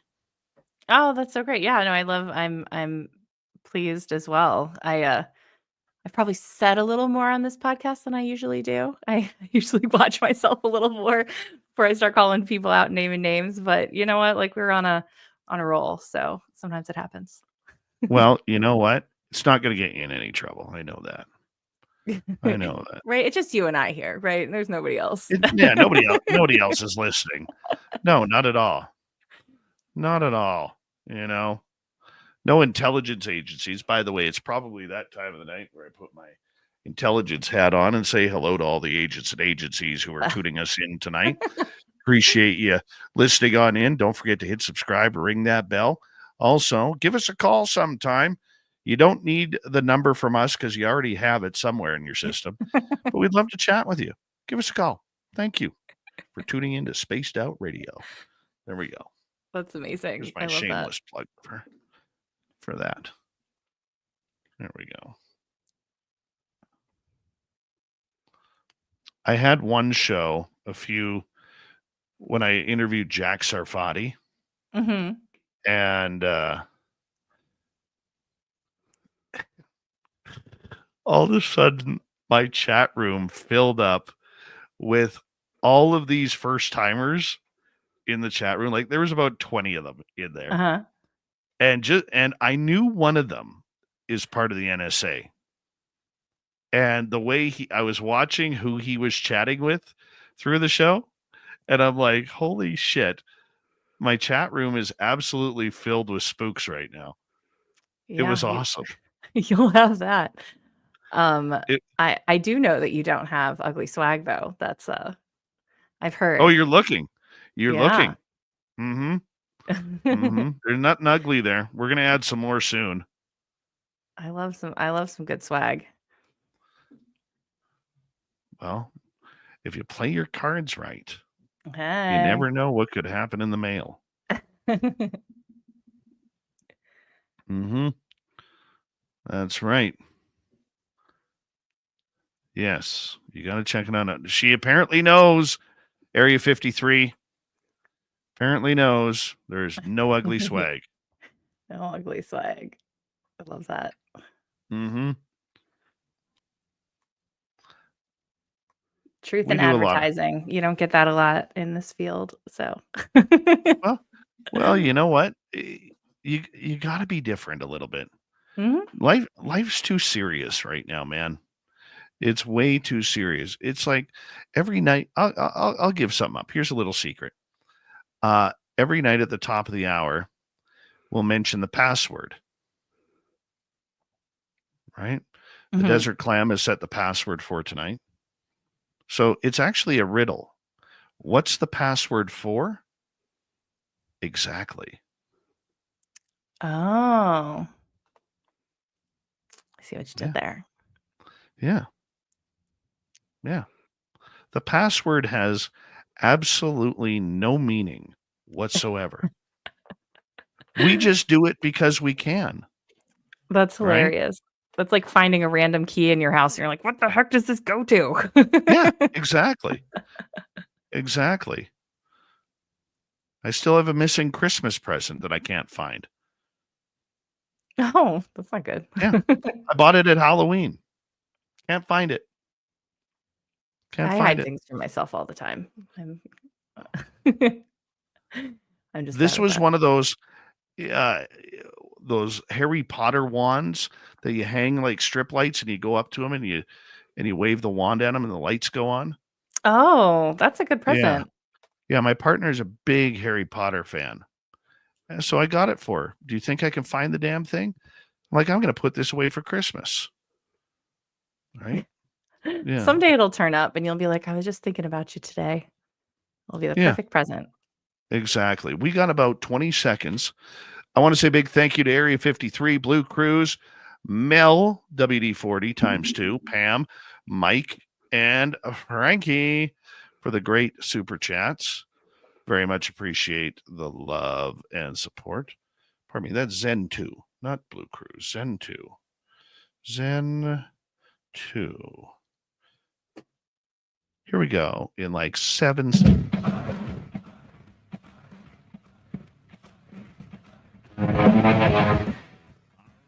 Past the halfway point of Spaced Out Radio tonight.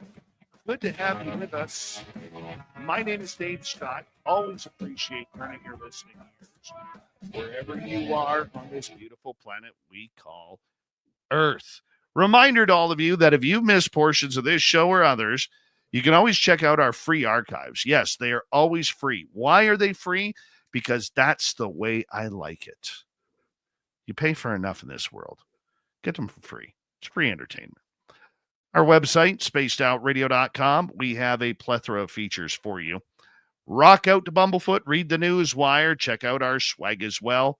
Follow us on X at Spaced Out Radio, Instagram at Spaced Out Radio Show, and on Patreon in the Space Travelers Club. All right, final time tonight, we say hello to Kelly Chase from Cosmosis.media, and we're going to learn all about Cosmosis. What is this about? So Cosmosis is the docuseries that I have spent like last about 18 months or so working on with my production company, Ontocalypse Productions.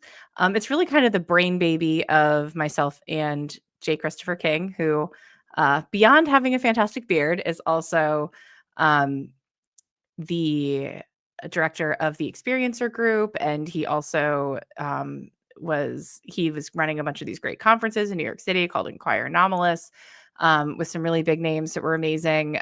He's an experiencer and a really thoughtful and accomplished researcher himself. And we were just wanting to create something that didn't exist in the field at the time, which was, as I hinted at a little bit earlier, which basically this idea that there's all of these shows about UFOs, but they're all kind of making the case that this is something that we should even be talking about.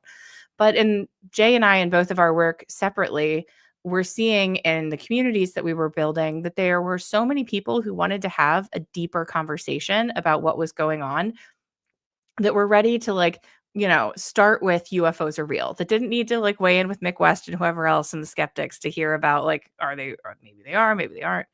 We're just really ready to have a conversation about, okay, so if UFOs are real, what does that mean about the nature of our reality? What does that mean about, this cover up that's been going on for decades? What does it mean about who we are as human beings?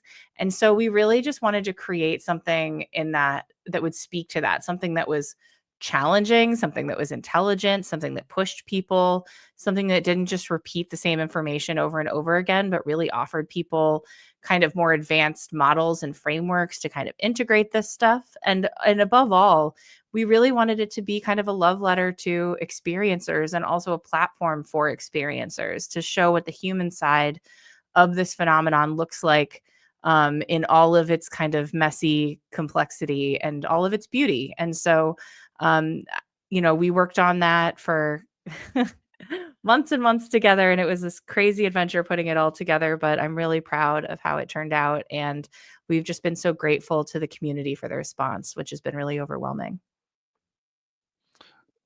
The project that you guys put together comes from passion of the subject. It comes from a lot of hard work, a lot of hours, a lot of blood, sweat, and tears, the old cliche. Why was it important to start up Cosmosis? We had gotten together with a group of people in the field back in 2023. It was right after, I like to call it hot grush summer. during Hot Crush Summer, right after that first article came out before the hearing. We met up with a guy named Jordan Flowers, who is the third member of Ontocalypse Productions, invited a bunch of people just out to his house and was like, hey, we want to just spend a weekend talking and whiteboarding. Jordan loves a good whiteboard, and talking about how we all can contribute. Because I think that there was just a growing number of people in the community who were talking to each other about, hey, like there is going to be a huge wave of people coming who are going to be interested in this topic, who have never considered it before. And like, how can we serve this coming need? And so a lot of incredible conversations came out of that. But then the conversation that really developed between me, Jay, and Jordan was about creating it was something in the media space, something that would just fill kind of the vacuum that we saw in terms of having like a deeper and more complex conversation that wasn't anchored strictly in disclosure, and that was looking more closely at the phenomenon through kind of a phenomenological lens. And so that was what we decided to do together. We're like, let's just do one little project together, just one little television show. It'll be easy. And it was not, but it was absolutely worth it. And we had an incredible time doing it. Your show that you filmed, explain that to us. So it's 3 episodes, and it's basically the kind of arc of it is the first episode is really just about the phenomenon itself. It's actually called the UFO Rabbit Hole, a little nod to my first podcast, where we really just talk about, what I found was so interesting is that I had never seen in a docuseries or in a documentary, I'd never seen even just like the theories laid out of what this could be besides extraterrestrials. And so, we wanted to really lay out the different theories and to put out some different models and frameworks to help people understand what this actually is, and to just reframe it to be like, yes, this is going on. Yes, this is real. And it's not what you have been told. Like this idea that most people have in their head of this kind of a cartoonish idea that we get out of Hollywood, out of what this thing is. It's far more complex than that. The second episode is really about the secrecy and the cover up and the human cost of that, because like the way that it impacts people, how it kind of tears people's lives apart, and also how it affects us not just as individuals but as a culture, as a species. Because when there's so many more secrets behind the UFO phenomenon, besides just the fact that, like we were talking about earlier, that there are so many people who have had experiences they can't explain, that are feeling alone, that just want to know what's going on. There's even deeper questions behind that about human potential and about consciousness and about who we are as human beings. A lot of these big names in ufology that have been around for decades and decades, that are still doing the podcast circuit now and then and who show up, were really, what they were actually really involved in and interested in was remote viewing and psi abilities and near-death experiences and out-of-body experiences and all of these other things that are more about what a human being is, as opposed to kind of like what are these other intelligences that we're interacting with. And I think that secrecy has probably really hurt us as a species, the fact that we're not being told the truth about who we are and about what we're capable of. And then episode 3 is really just a deep dive into anomalous experience. Like, what does it look like? What does it do to people? How does it unfold? We use something called the 6-layer model that was developed by Jacques Vallée and Eric Davis, that talks about how, that really breaks things down to like the physical and the anti-physical, the psychological, the physiological, the cultural, and just trying to give people ways to frame it. We wanted to both show the scope of the mystery and then also give people some way to digest it. And so that was what we attempted to do in episode 3. Where can people find this? Because it sounds so amazing. Well, thank you. People can find it on Amazon Prime, Apple TV.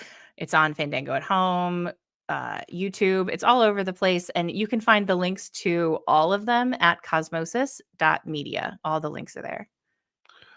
Where do you take it from here as you look to build Cosmosis? Is it a matter of making more docuseries? Is it a matter of building a podcast network. How do you get the message out? What's the goal? Jay and I have been having a lot of conversations about that, and also our Jordan Flowers, our other business partner. Right now we're working on season 2 of Cosmosis, and we're really excited about where we're headed with that. We have recorded when we were at Archives of the Impossible down at Rice University a few weeks ago. We started recording, so it's already underway. But we've been thinking about a lot of other things as well, and a lot of that's still in development. But I think what we really are trying to do um, is have the future work be about the inquiry itself, to continue to move further and further away from sort of the questions of disclosure. There are plenty of people covering that, and they don't need our help. They're doing great. And we would really like our work to focus on the experience itself and on the inquiry itself, because I think that there's so much amazing insight and also just so much beauty and fulfillment that can come in life when we start to come together as a community to explore these things. And so I think, continuing to get out into the field as much as possible ourselves, and also encouraging other people to engage with this whole thing much more directly and on their own terms, is going to be pretty central moving forward. Yeah, it's going to be very tough to get anything like this off the ground because there are so many moving parts. How have you guys been able to grasp this and put this into action? I mean, something that's been really, really important for us has just been our third business partner, who no one ever sees, but Jordan Flowers is a brilliant man, and he is a money guy and a business guy. And the reality is that we need more people like Jordan in the community who can help to create the scaffolding for these projects, so that people are getting paid, so that taxes are getting paid, so that investors are getting the right paperwork. There's a million things that people Jay and I, we just simply do not have that skill set, and we couldn't be doing what we're doing if we didn't have somebody like Jordan in the background, making sure the trains run on time, as we like to say. And I think that that really can't be overstated. I think that a lot of people feel like if they can't start a podcast, or if they're not a writer, or if they're not necessarily a researcher, that they don't have something to contribute to this field. And I think that that just could not be further from the truth, that there's so much need from all different fields and all different backgrounds and people in ways to help. And in particular, if people have real business acumen and can help people put together things that work and that make sense and the taxes get paid, it doesn't sound sexy, but it is absolutely essential. I know exactly what you're going through because my side is a business. It's the exact same thing. Yeah. It really is. And, let's talk about that. I think that's an important topic. You brought it up a little bit earlier on in the show. You guys have legalized Cosmosis.media as a business. Spaced Out Radio is a business under Bigfoot Broadcasting Limited. Okay. We have businesses here, but yet many people in this field throw the word grifting around like it's candy. Right. And if you're trying to make $1 off this field, they think that you are, there are many out there who think that you're just in it for the money, that you're just in it to make a profit off of people. And how dare you make money off of something you love? But these are the same people who sure as hell wouldn't turn down an NFL contract or a Major League Baseball contract at 5 years, $100 million, for doing something that you love. Why do people in this field have such a resentment for anybody, trying to make a business off of what we love to do?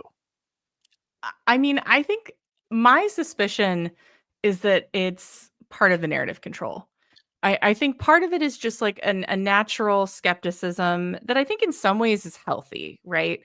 About people selling a whole bill of goods and not being able to back it up. There's certainly people who do that, and that's something that we should be skeptical about. But at the same time, there's tons of people who are doing really legitimate, really good work. They're putting in a ton of time. They're not trying to like start a cult or like tell people what to think or, all of that. And I think part of it is I think okay, so I think part of it's narrative control because I think a really good way to shut down a community or to like stall out a community is to make it so that only people who are independently wealthy or who are like basically willing to live out of their car are like the only people who can do this, right? Like that's that's not productive.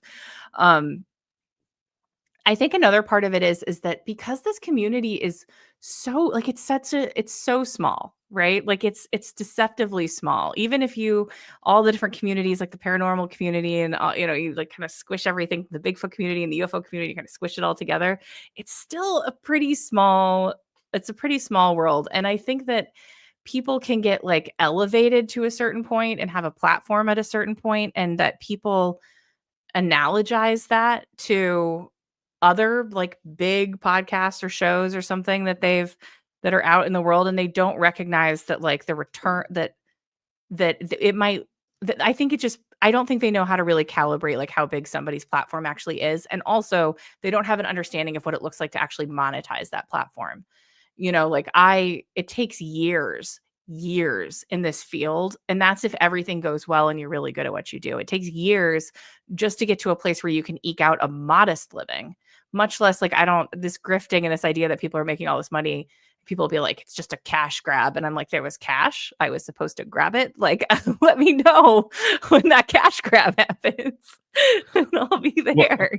Well, the irony behind all of that, the people who are calling out the grifters, they usually have their own YouTube channel that's monetized and are getting super chats as well. Right. So I find that, I don't know about you, but I find that very laughable. I do.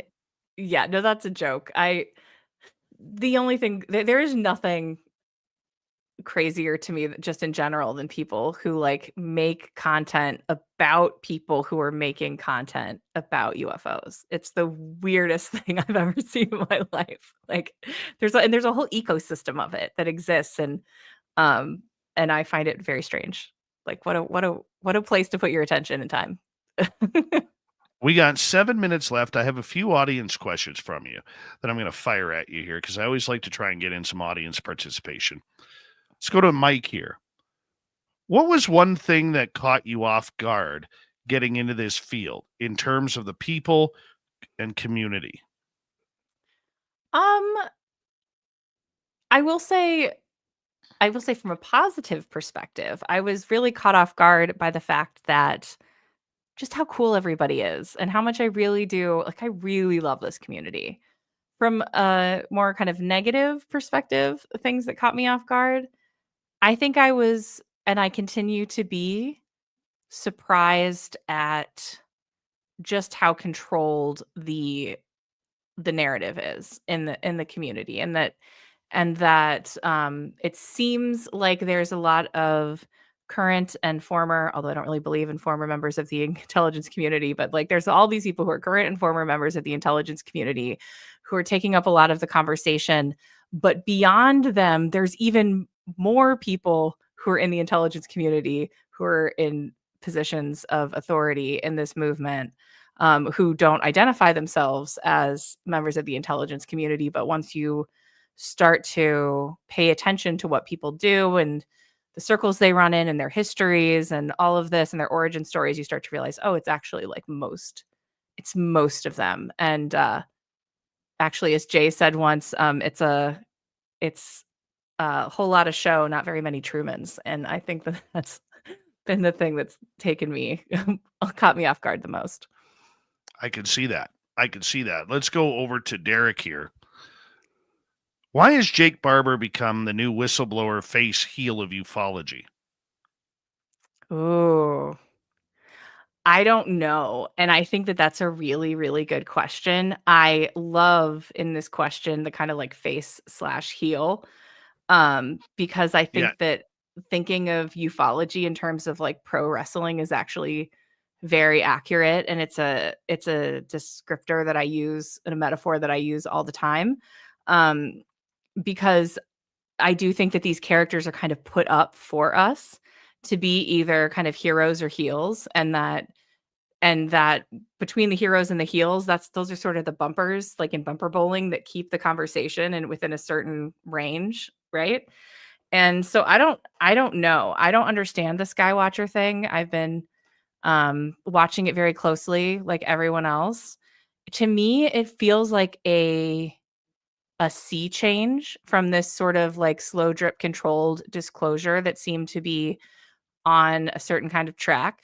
And this seems to be something new and something different, something disruptive, something that I think is not necessarily sanctioned. And as much as I want to be excited about that and champion that, I have a ton of questions about Jake Me Barber, too. about Skywatcher. So it's really hard to tell. So I mean, I don't have a good answer to the question, but I really like the question. I think it's a great question. Walter Bosley and John Ramirez, we had back to back last week. And they both claim there are no whistleblowers out there. A whistleblower provides information. Example, Edward Snowden. Why are we calling these people whistleblowers on just anecdotal information when realistically they're experiencers? They're experiencers of something strange. They're eyewitnesses. They're not whistleblowers.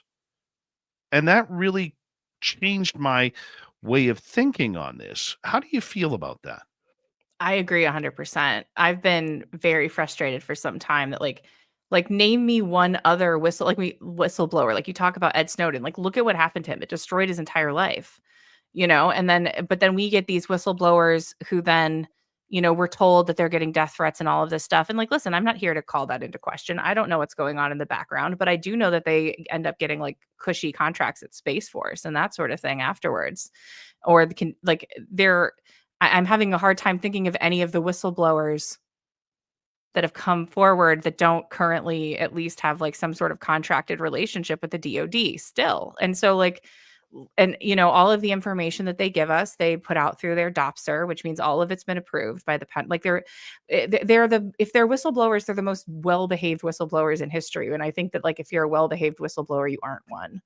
Even today, no disrespect to Corbell or Knapp, but like it's like, oh, a new whistleblower is coming out today, can't wait to hear about it. And then you watch it and like, this is a dude who found a PowerPoint that was misfiled about an SAP that existed, a very, very secretive SAP. And like and this is a whistleblower. Like this dude found a PowerPoint at work of unknown provenance that he can't prove. That's not a whistleblower. Like And I think that in some ways it's just like a reframing. It's a moving of the goalpost. And then a whistleblower becomes whatever a certain group of people says. Like whoever they say is a whistleblower. But other people, like you were saying, a lot of these people are just experiencers, but experiencers don't get to be whistleblowers, right? Because that group of people doesn't call them that. And so it's a lot of this kind of like, it's semantics and word games and narrative control more than anything else. Yeah, I think you're right on that. And I think we're using a lot of these terms too loosely, like whistleblower, instead of calling it out for what it is. But once again, that's the fault of shows like this, not looking at the full spectrum. And I'll take fault for that. I have no problem with that. I learned something. I'm going to learn something new every day. Right. And, with 1 minute to go here, I just got to say thank you once again for coming on the show. I mean, this has been an absolute treat. I hope this is not just the first time and not the last, because I had a real blast chatting with you. I know our audience has really enjoyed what you've been saying tonight. So thank you, Kelly, for coming on Spaced Out Radio. Oh my gosh, this was such a pleasure, Dave. Thank you so much. And I will come back literally anytime. Just let me know. Oh, we definitely have to do that. Once again, give a shout out for your website. You can find links to everything at cosmosis.media. I love it. I love it. And big thanks to Kelly once again, and J. Christopher King in the background with his beard of knowledge for bringing this great, great set of topics to the table. We need more people calling out the truths, the mistruths, and everything in the UFO world. They're doing a great job. Coming up next, Swamp Dweller. Robin Haynes with the Cryptid Q&A. A busy hour 3 is next.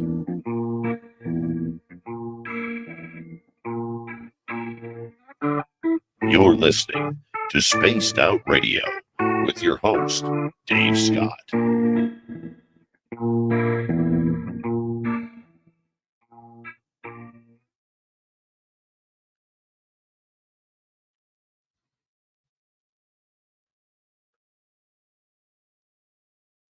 That was a great show.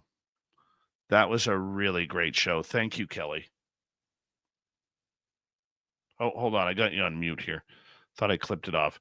Thank you again. Oh, thank you so much. This was so much fun. I really, really enjoyed myself. So thank you. Not a problem. Not a problem. And anytime you want to come on, you just let me know, okay? You and Jay.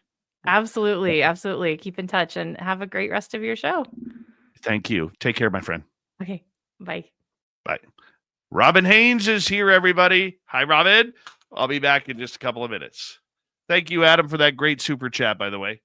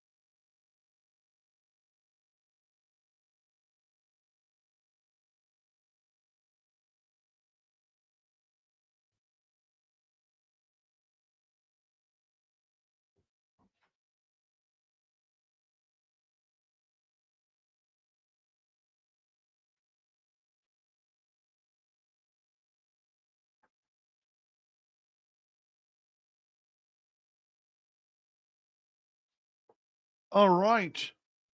Great show tonight. 366 people listening on X tonight. That's wonderful. Wonderful. Thank you, X. Appreciate that. Tokeland, how you doing? Philip Blair, how are you? Robin Haynes coming up here momentarily. The hangover of the Nebraska Bigfoot Conference, where apparently my speech sucked ass. No, I'm teasing. I'm teasing.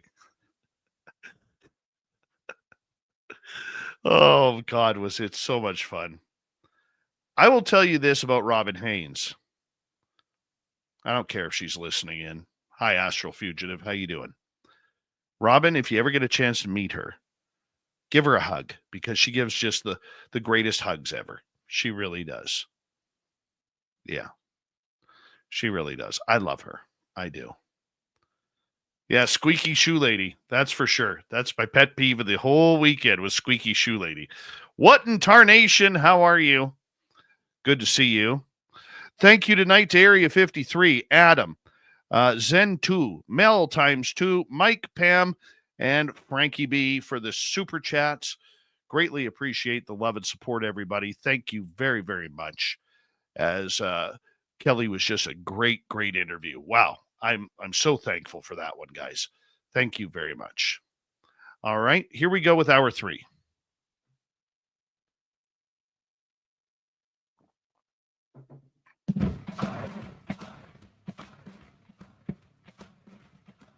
Here we go with the third and final hour of Spaced Out Radio. My name is Dave Scott. Thank you very much for tuning us in wherever you are on this beautiful planet we call Earth. Hello to everyone listening in on our terrestrial affiliates around North America, digitally on every major podcast network. Our website, spacedoutradio.com, we have a plethora of features for you. Rock out to Bumblefoot, read the news wire, check out our swag as well. Follow us on X at Spaced Out Radio, Instagram at Spaced Out Radio Show, and on Patreon in the Space Travelers Club. The Desert Clam has set the password for tonight in the SOR Space Travelers Club. Witherling. Witherling is your password. Use it wisely, Space Travelers, as the Clam sets the password each and every night right here on Spaced Out Radio. Let's head to the swamp. Hello and welcome to Spaced Out Radio's Swamp. I'm Swamp Dweller, and tonight I'm going to take you on a mystic journey of the unknown, sharing tales of monsters, legends, and nightmares. Welcome to the Spaced Out Radio Swamp. Hi, Swamp Dweller. I've been a fan for a long time, and I've been wanting to share some stories with you. This story takes place in southeastern Kentucky, and is told by my father, who used to be an avid hunter when I was younger. He and his friend would go hunting almost every weekend. They would mostly hunt deer and go to various hunting grounds around the area.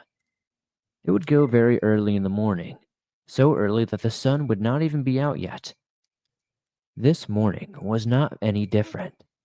Only this time my dad and his friend decided to split up for a better chance at grabbing a deer, which is nothing they hadn't done before. Neither one of them was in a deer stand, just regular camo and getup for hunting deer. This was also during a time when cell phones were not very common. This will be important for later. So if one of them shot, the other would follow the sound of the shot and catch up. They never went too far from one another. On this day, they got to the woods and went their separate ways. My dad has a flashlight with him to help him see where he's going. Once he found a good enough spot by a large tree, he fixed himself there, loaded up his rifle, and turned his flashlight off. He began to wait. It was so dark that he could barely see in front of his face. After what seemed like an hour, my dad noticed that it was extremely quiet. He was straining his ears to hear anything. Then out of nowhere, and only a few feet in front of him, came a very low and guttural growl like he had never heard before. The hair stood up all over his body, and all he could do was freeze. He said the growl was deeper than anything that he had ever heard before. He has been hunting in the woods for years and has come across bears, bobcats, coyotes, and other predators of the like. But nothing has ever come close to this type of growl. He says this thing was very large easily from the sound of it. He says the scariest thing about this growl is that he never heard the creature coming, and he never heard it leave. He sat there frozen, not knowing what to do. He was afraid that if he moved, he might come off as a threat to whatever this thing was. So he sat there, waiting. He waited until the sun rose just enough that he could see all around him. There were never any tricks or any signs that anything had been there. It was October, though there were plenty of leaves and sticks on the ground. But there was only silence. My dad eventually caught up with his friend and they left. Since that day, my dad went hunting a few more times but then stopped completely. It's been about 20 years since then, but he still gets chills when telling this story. If you know my dad, you know that this is a very straightforward man, a no BS type of person. He does not believe in ghosts or cryptids or anything of the such.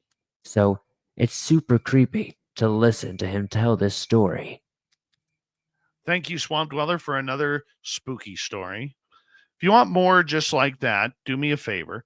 Head on over to his YouTube channel, Swamp Dweller, and hit subscribe, ring that bell. Why? Because he's so damn good at what he does.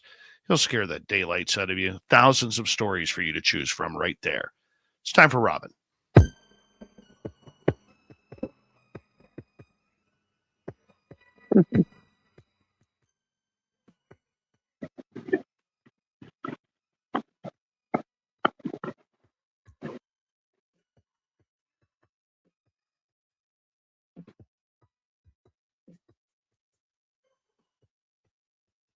Can't hear you.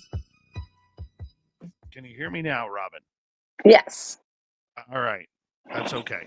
I wasn't talking. That's why you couldn't hear me. Oh, I couldn't even hear the background music. It just, everything went dead. Oh, weird. Weird. I want to give a big shout out to you and your Aw. entire team from the Nebraska Bigfoot Conference, and a big thank you for you listening to or inviting us and letting us be a part of it. Thank you so much. We were so blessed you were there. We definitely, we have Tamara and Forrest and myself. Harriet unfortunately wasn't feeling well. She couldn't be there. And it was the comedy of errors with airline problems for everybody. And I tell you what, that conference, it was beautiful. Everybody had a great time. It is 100% thanks to the speakers that we had, because you guys went through the bowels of hell and back to get there this year. We had so many delays in Dallas. I couldn't even be there for the first day because I got stuck in Dallas overnight. And that was a nightmare in its own self. I had to reblock the entire conference at 2 a.m. early Friday morning to get it over to Tamra so everything would go off, because half the speakers were stuck there. So half of them were, had made it somewhere in Dallas. Everybody was spread out. And you would never know. All the reviews on it came back fantastic. And just want to point out for everybody, the person that got one of the highest scores, and as far as the audience, we have these great sheets that they fill out on who they saw, what they loved best, who they'd like to see back. And our own Dave Scott knocked it out of the flipping park. He had one of the best one of the best. We were blessed because all of our speakers really kicked major butt this year. They were on their A game, but Dave's really, everybody went crazy over it. So we will be having my light just fell. Our beloved Mr. Scott back next year again. We normally do not have anybody more than 2 years in a row, but his reviews were so high and everybody loved him so much. We cannot imagine doing next year without him. So he's coming back with us again next year. He's brave enough to try it. You're choking me up here. We just love you. You were just phenomenal. And we had the best hotel this year that we have ever had.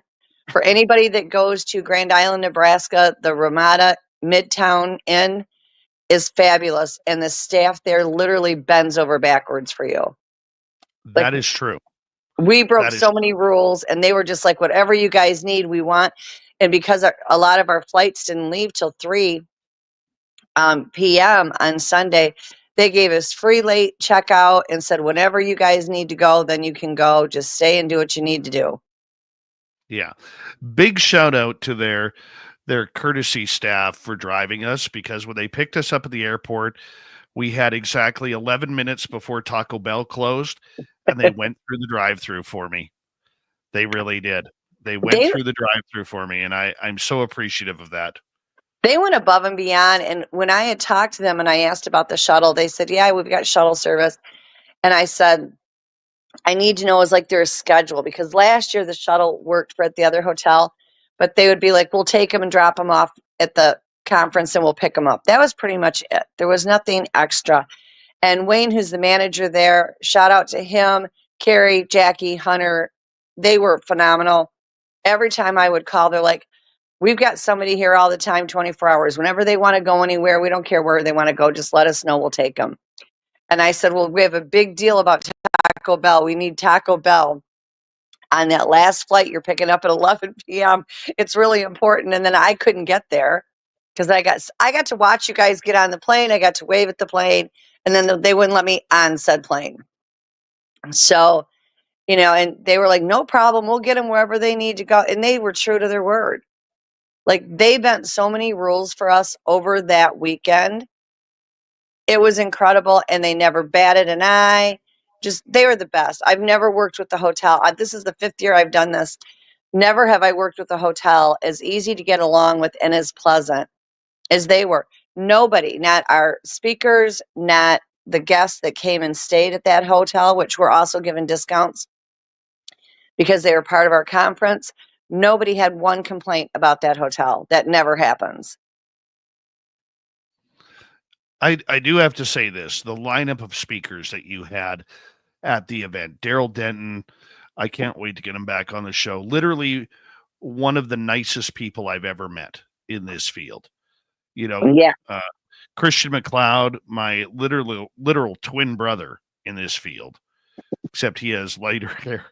Oh my God, did I laugh with him. Kunbo Baker, we're going to get him on the show. He is absolutely incredible with what he did. And of course, Blaine Tyler and his wife, Lisa, were fantastic as well.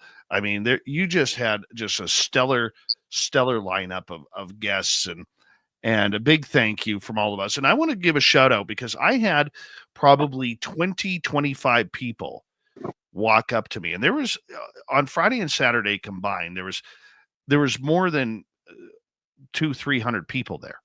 Yeah, we had like days. a $500-$600 mark for the not dollar, but 500 to 600 people per the weekend.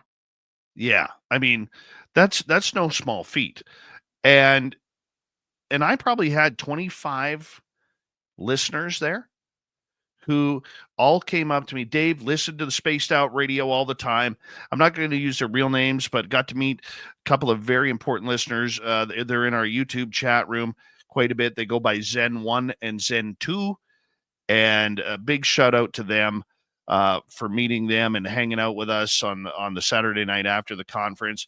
And it was just wonderful. People coming up. I listen to your radio show all the time. I really appreciate you. Or I listen to the podcast format just so I could catch up on what you're doing. So, Robin, the event has been very good for me personally, in being able to meet some of our listeners, shake their hand, thank them for being listeners, and thank them for participating in being part of that event as well. So a big shout out to the great work you guys have done in helping promote what we do as well. Well, thank you. Yeah, you had 2 of your listeners that came and actually came over afterwards to where we had, because we always do a speaker dinner. Yes. And this year we moved it last minute because we decided that, we were doing it at the hotel where they had the buffet, and they had switched the menu, and we're meat eaters, we're carnivores, like we need hearty food. And so they had changed it to something else. And Christian had came up and said, this is what's going on. Blaine had mentioned it. So I said, okay, executive decision, we're canceling that. And in honor of Dave, we're heading for the Mexican place. So we went to the Mexican restaurant. across the street, and you had two of your listeners, and shout out to them. Two of the nicest people God ever put on this planet. And I bonded with them so quickly. It was ridiculous. In fact, I've got them in my phone so we can call and talk, hang out, whatever. And I feel like I found new friends with them. They were just absolutely salt of the earth people. Absolutely incredible. And we, like I said, normally we only bring speakers back 2 years in a row. I didn't speak there this year because I had done it 4 times, and every time I kept starting to stop do it, I got asked back. Well, I was there anyway, but people had wrote in and wanted me to. So I didn't do it this year, but we did. We've got you coming back, and by popular demand, we have Daryl Denton, which is coming back again because there isn't anybody nicer than Daryl. It's impossible. There just is no way you can beat Daryl. And Right. so we have Kunbo coming back next year, and we have William Lunsford coming back. Now, let me tell you about William. William did a conference for us when we were still in Hastings, Nebraska. And he is another one. We just surround ourselves with the best people. If you want success, surround yourself with success. And the people that we try to get in there are just incredible. And Rob Kreider, who we love, and I'm trying to get hold of to ask him back for next year. He was scheduled to be there, and unfortunately, due to an emergency beyond his control, he couldn't be there. Excuse me. I called William last minute, and he was like, "You got it, girl. I'm going to be there." Then the airport problems happened, and he was supposed to fly into Dallas, and Daniel Becker, who was Cryptid Wilderness Research Podcast, was also coming. He got stuck in Dallas. William forgot about either, I don't know if he canceled the flight or the flight got canceled. He drove from his home to Dallas to get Daniel. They called me on the phone, and I'm like trying to find a way to block everybody in Friday with half my speakers gone. And they said, "Don't you worry about it, girl. We're going to power drive through the night, take turns. We got you covered." And by God, if the two of them did not only drive through the night, but they were up by 9 and 10 o'clock in the morning on Friday. I mean, they were extraordinary, and they went everybody went the extra mile. And William is always phenomenal when he speaks. So we've asked him back for next year as well. So Christian, we're going to probably skip a year because that would be his 3rd year, and then we'll get him back again because he's always so much fun and so knowledgeable and just does a great job presenting. So we'll get him back as well at some point. But we've got for next year, we've got you, William, and Kunbo and Daryl coming back next year. So we're really excited. We've got new speakers as well, so it's not the same crew as this year, but we always choose some of our top people from that year to come back the following year. And everybody adored you. I mean, not only are you knowledgeable and do a great presentation, nobody can beat your personality. You just draw people in, and they love you. We love you. So I was talking to Harriet, and I'm like, everybody just went crazy over Dave. There's no way not to love Dave. And, it's his 3rd year. And she's like, "You know what? Forget it. Just get him back." I said, "You got it." So I immediately, like within a moment after she said that, messaged you, and you were like, "Yeah, I'll be there." So we're very blessed that you're coming back. We just love you. And like Thank I said, you. I think that hotel was the perfect fit. That restaurant and bar area was great for everybody to hang out and just enjoy being around each other. You're embarrassing me. It's all true. And I'm going to tell you guys, just so that you know, I don't care what the conditions are, how bad things get, Dave is Dave. He is upbeat. He is pleasant. He's loving. He gives the best teddy bear hugs anybody could ever get from. Always a smile on his face, no matter what. Last year, he had flight troubles getting in. This year, I don't think it was as bad, but he probably got some delays as well. Never once does he get down. Does he post blame? Because I have no control over what happens with the airplanes. And anybody else last year, it would have been an issue. Not Dave. He got off after a 2-day flight, just a smile on his face and as kind as always. This year, super long flight, getting there, smile on his face as always willing to help, always there to give you a hug and just build you up. So, like, we need major cheers for Dave Scott because he gets the award for the sweetest guy ever at a conference, for sure. You're ruining my reputation of being a jerk right now. Paramar would like to know, what are the dates for next year's conference? I believe it's the 24th and 25th of April. It is always the third week in April. I have talked to Harriet about switching it to May when the weather's a little bit better, but she always had it in April, and now it's gotten to be a thing. So people depend on it being that third weekend in April. So yeah, I guess we're going to stick with it. We will be in Fonner Park in the Aurora building. This year it was a little dicey because they were redoing the parking lot. I apologize to anybody that went there and thought, oh, there wasn't a conference going on, but that will be all done. The building is phenomenal. We have great vendors. So we've got more vendors next year that were going to be there than there was this year. But we have some really great vendors, a lot of great swag. If you are interested in being a vendor, get hold of me or contact somebody off the Nebraska Bigfoot Conference website and we will get you lined up. So we just have so much fun. We do. I think, like I said, you surround yourself with good people and good things happen. And we have been very blessed with our speakers. We are successful because of our speakers, and everybody's a team player. And with all the chaos this year with the Dallas airport, which Karma, just so everybody knows, Karma is a bitch, Dallas. I'm just telling you, I don't even have to file a complaint. Karma is a bitch. She will find you. And that was its own individual nightmare that has hit an all new low, even for Dallas. But every one of our speakers' flights got screwed up. I think Blaine and Lisa Tyler's was the only one that went in on time, but they came in early. And every one of these speakers rose to the occasion. If you want to talk about good human beings, look at who was on our speaker list this year, because they are a class in themselves. And they were workable, they were flexible, they were pleasant. It was just incredible. I could not have been more blessed than I was this year. I'm normally there a couple days before the conference, and I'm there a little ways after the conference. And because I got stuck in Dallas, I didn't get until Friday, which broke my heart because I'm used to being there hands-on. Our team, Tamara and Forrest, shout out to them because they did the impossible. They kept it all together.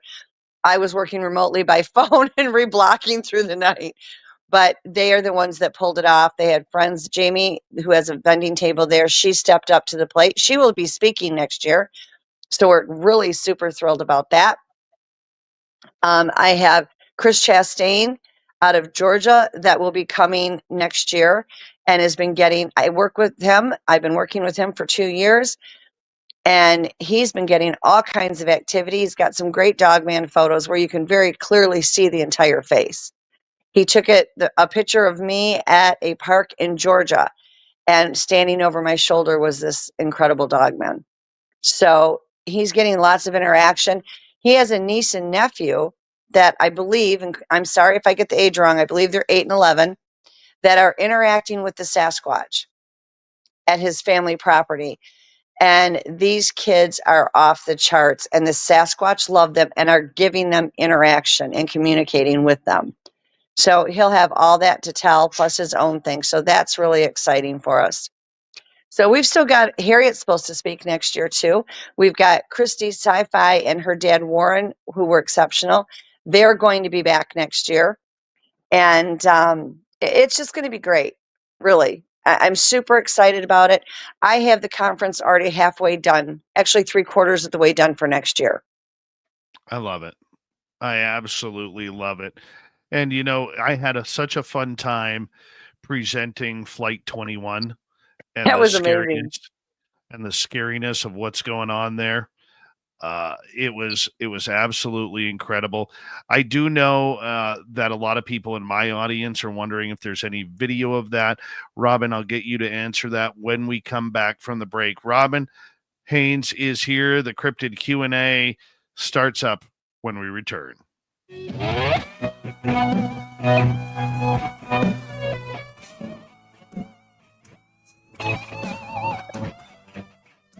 This is Spaced Out Radio and your host, Dave Scott.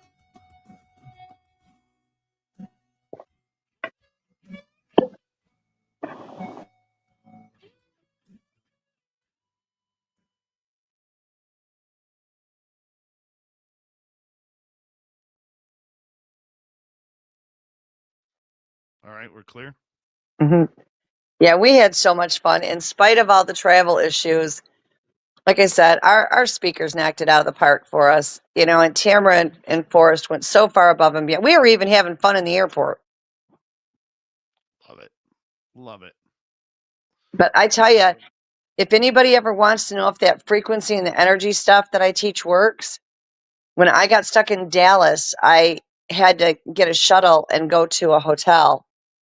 And then I was on standby Friday. I was fortunate to get a flight. And the hotel was lovely. It was Comfort Inn and Suites. Very nice hotel, very nice people.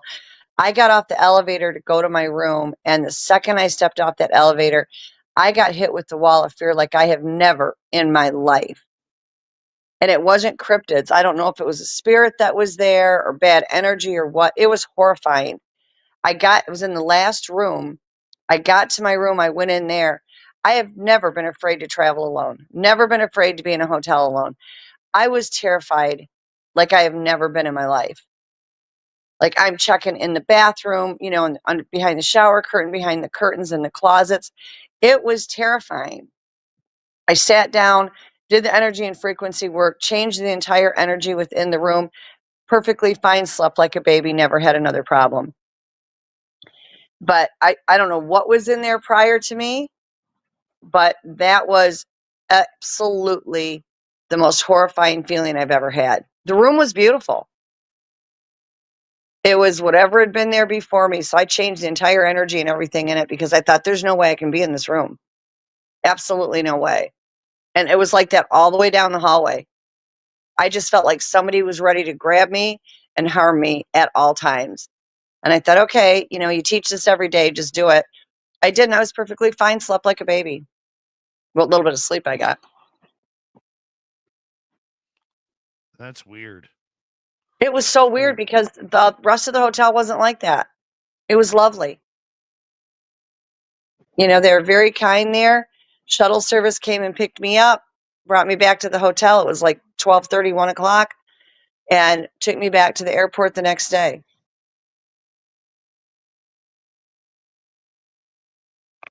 That's awesome. That is awesome. Just And, awesome. and Harriet's starting to feel better. She's anxious for next year already. Oh, good. Good. I think we're going to continue to do our speaker dinner right there at the Mexican restaurant. Oh, yeah. Because I love yeah, their food. all their food was amazing and they were friendly. And I think for having the large group that we had there, they were very accommodating. I didn't feel like we had to wait forever for food or service or anything. And You know what amazed me about that weekend is everybody who I talked to within the community, whether it was at the gas station or the diner or Taco Bell or the Mexican restaurant or even the hotel, everybody knew about the conference in that town. yes. Yeah. And they were cool with it. Like it was not any kind of, oh, you believe in that? Oh, you know, they were like, yeah, we love this conference. This is a great part for our town. Brings a lot of people in. Yeah, it does. And we used to do our own promotion. And every year I would spend literally, and I do mean literally, weeks and months calling the radio station, calling TV stations, doing the online, you know, newspapers, and doing all the promotion ourselves. And then we partnered with Bonner Park and they took over all the advertising. We do a couple things here and there, but predominantly they do. And they've been great about getting the word out so that everybody's aware. When we were in Hastings and had the conference, it went well. And we love Hastings. They were very kind to us, but they had their very own set views. You know, Yeah. they were much more structured, much more rigid at the entire thought of any of it, but they tolerated us. We moved to Grand Island. obviously, because we needed a bigger venue, we couldn't fit everybody in over in Hastings anymore. And we were growing every year. And we partnered with the tourism board, which I'm grateful that we did. Brad was wonderful and his team. And then they promoted it there, and everybody had a completely different attitude. They were open to the UFOs. They were open to the Dogman. They were open to the Sasquatch, you know, and the Q&A session we did at the end worked really well. We're going to do something different next year. Cool. Next Hold year, on. Hold on right there, because we are about to come back. I got to say a big thank you to Area 53 times 2, Adam, Mike times 2, Mel WD 40 times 2, Pam, and Frankie. Thank you for the love and support with the super chats. It's a wonderful way to support what we do on this show nightly. So thank you very much. And don't forget to shop at our Spaced Out Radio store. We do not have ugly swag. Here we go.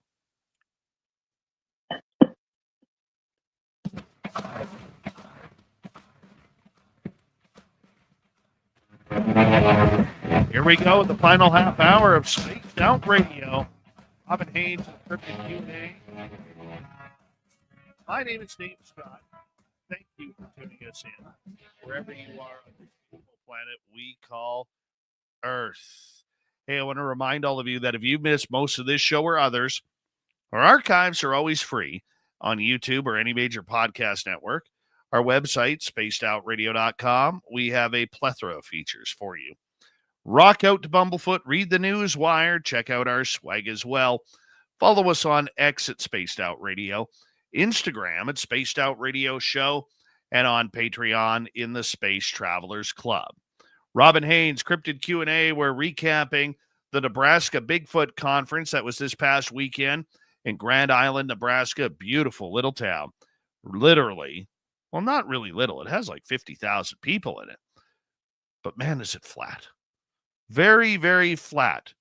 And a guy who comes from the mountains like I do, it's actually awesome to see.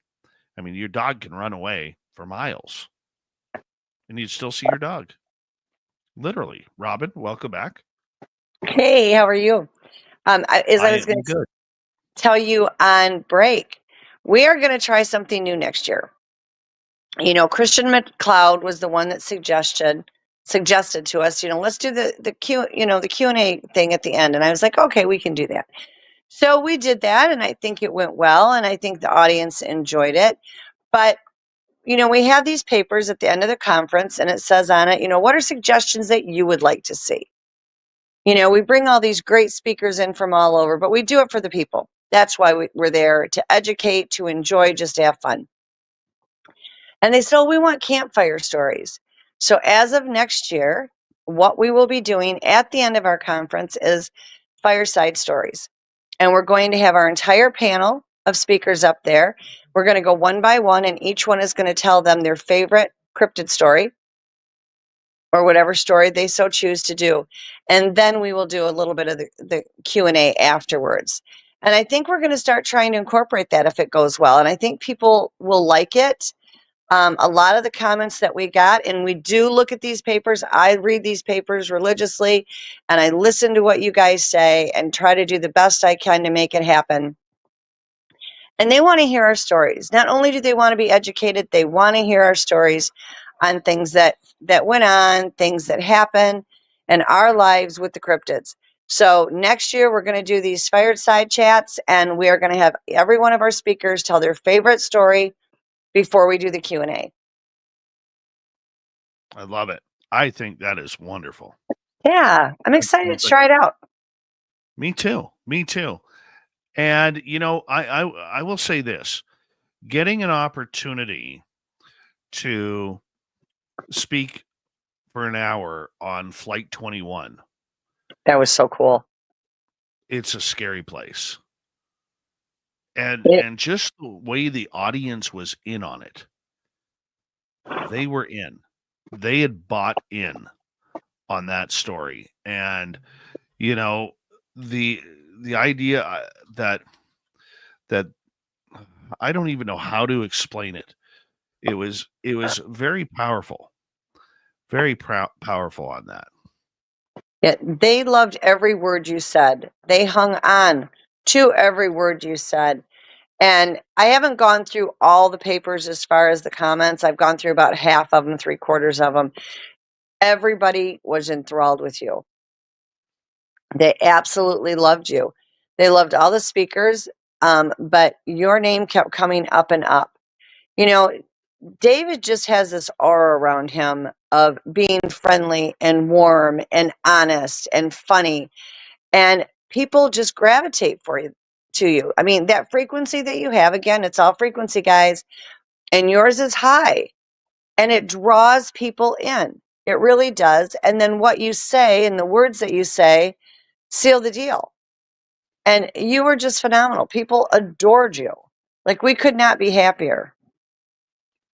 Well, I'm thankful for that. But I just want to say before we get into some monster talk here, and if the audience has any questions on our YouTube side, you can put your questions in capital letters. But I do want to say, getting the opportunity to speak about the Bigfoot encounters at Flight 21, the high strangeness that is there, and then being able to wrap it up by saying, this place is haunting me, and I am going back. I remember when I brought that slide up on my PowerPoint where I said, this place is haunting me. And I heard just this entire gasp from a lot of people Yeah. in the audience where they were like, oh my God. Well, the Right. thing that's so great when you speak, you're passionate about it and you are so honest and raw. And I think they pick up on that emotion, and it was phenomenal. Like, it's impossible not to have enjoyed what you said and how you do it and how you present it. And it's so honest, it's so raw, it's so truthful. And Forrest and I were sitting at the ticket table because we were still getting people coming in. And he looked at me and he said, I love it when he speaks. I just love it when he speaks. And I'm like, there's nobody out there that cannot love Dave when he talks. You just command that respect, and you can see the honesty and feel the honesty when you speak. I mean, you are just a fabulous presenter. You really and truly are. And it's not just because I love you. It's the facts. It's the truth.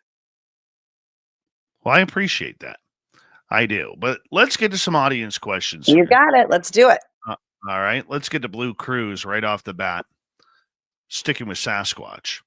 If an adult Sasquatch is severely or mortally wounded, are they able to transfer their pain and suffering to a nearby human? Oh, yes. I've had that done. And I had one that I'm very, very close to, have been for years.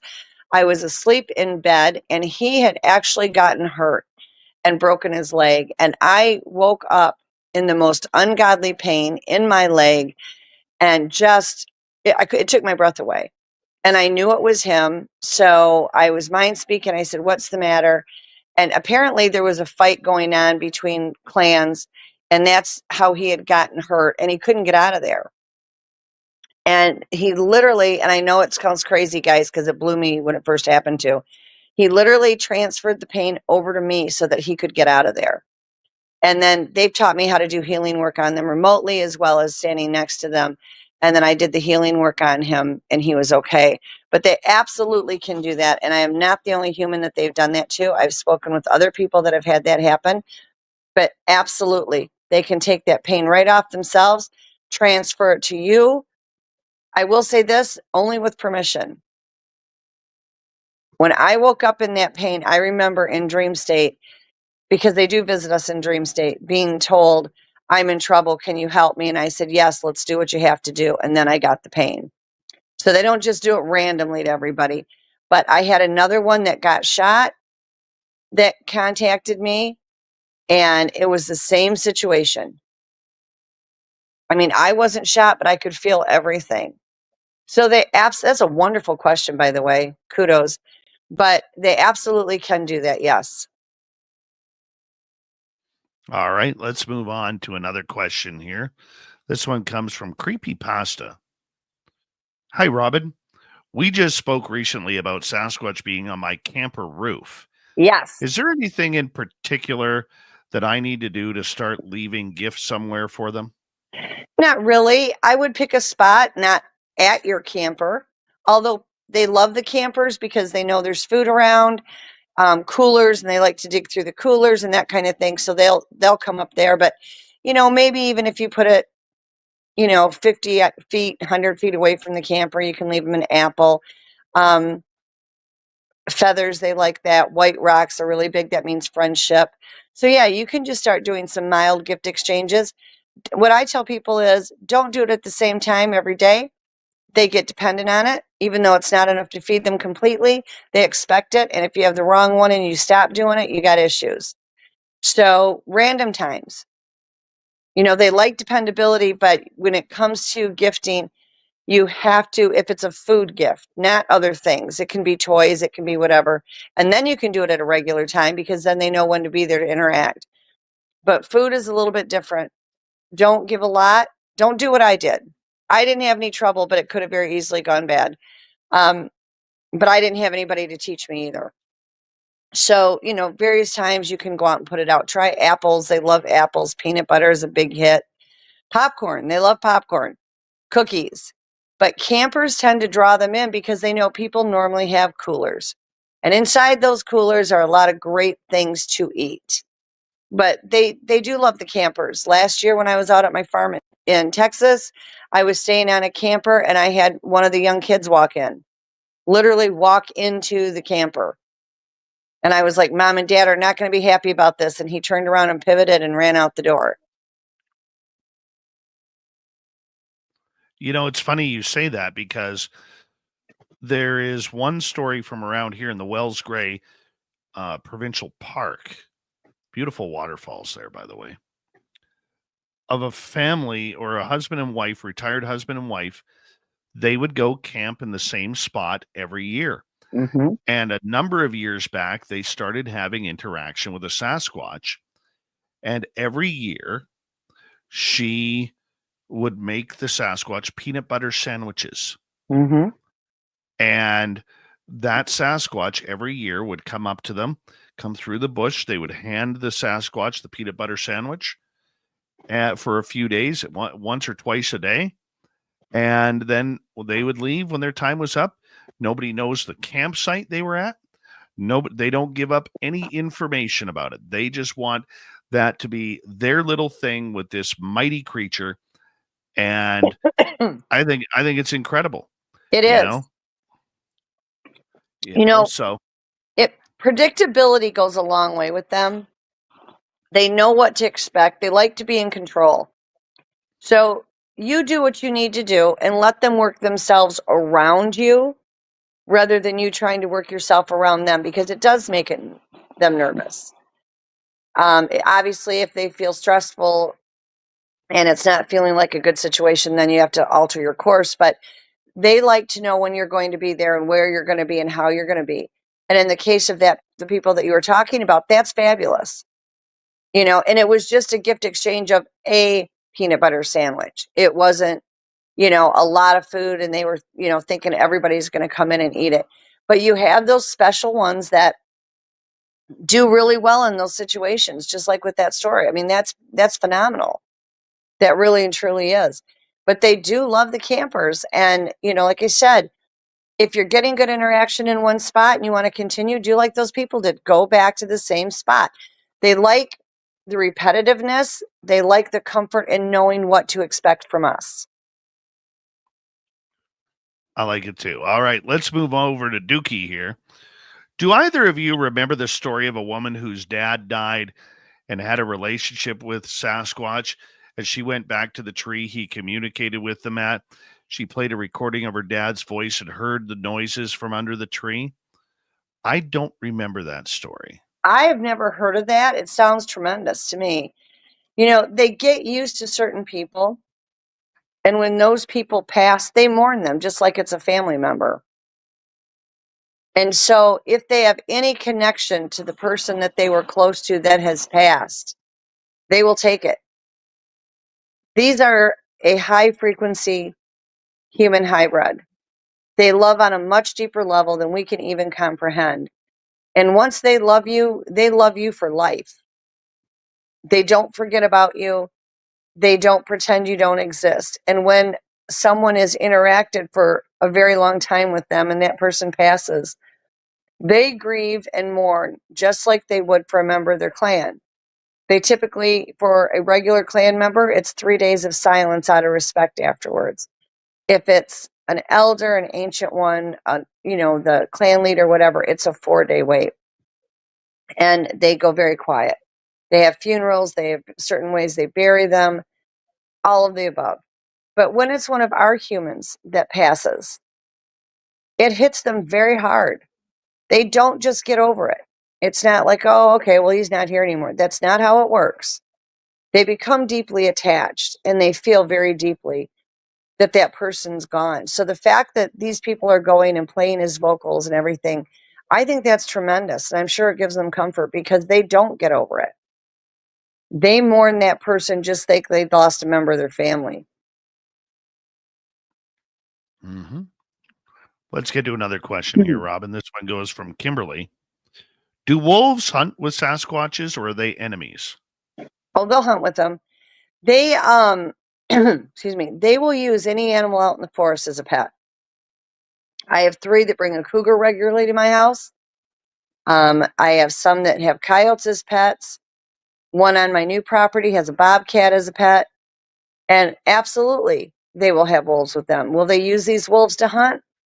They can. I'm not going to say that they can't, realistically, because they use mind control to do whatever they want them to do. And just like we have dogs that we teach to hunt, whether it's ducks or whatever, birds, unfortunately in the South, they have their dogs run deer, which I am so vehemently opposed to.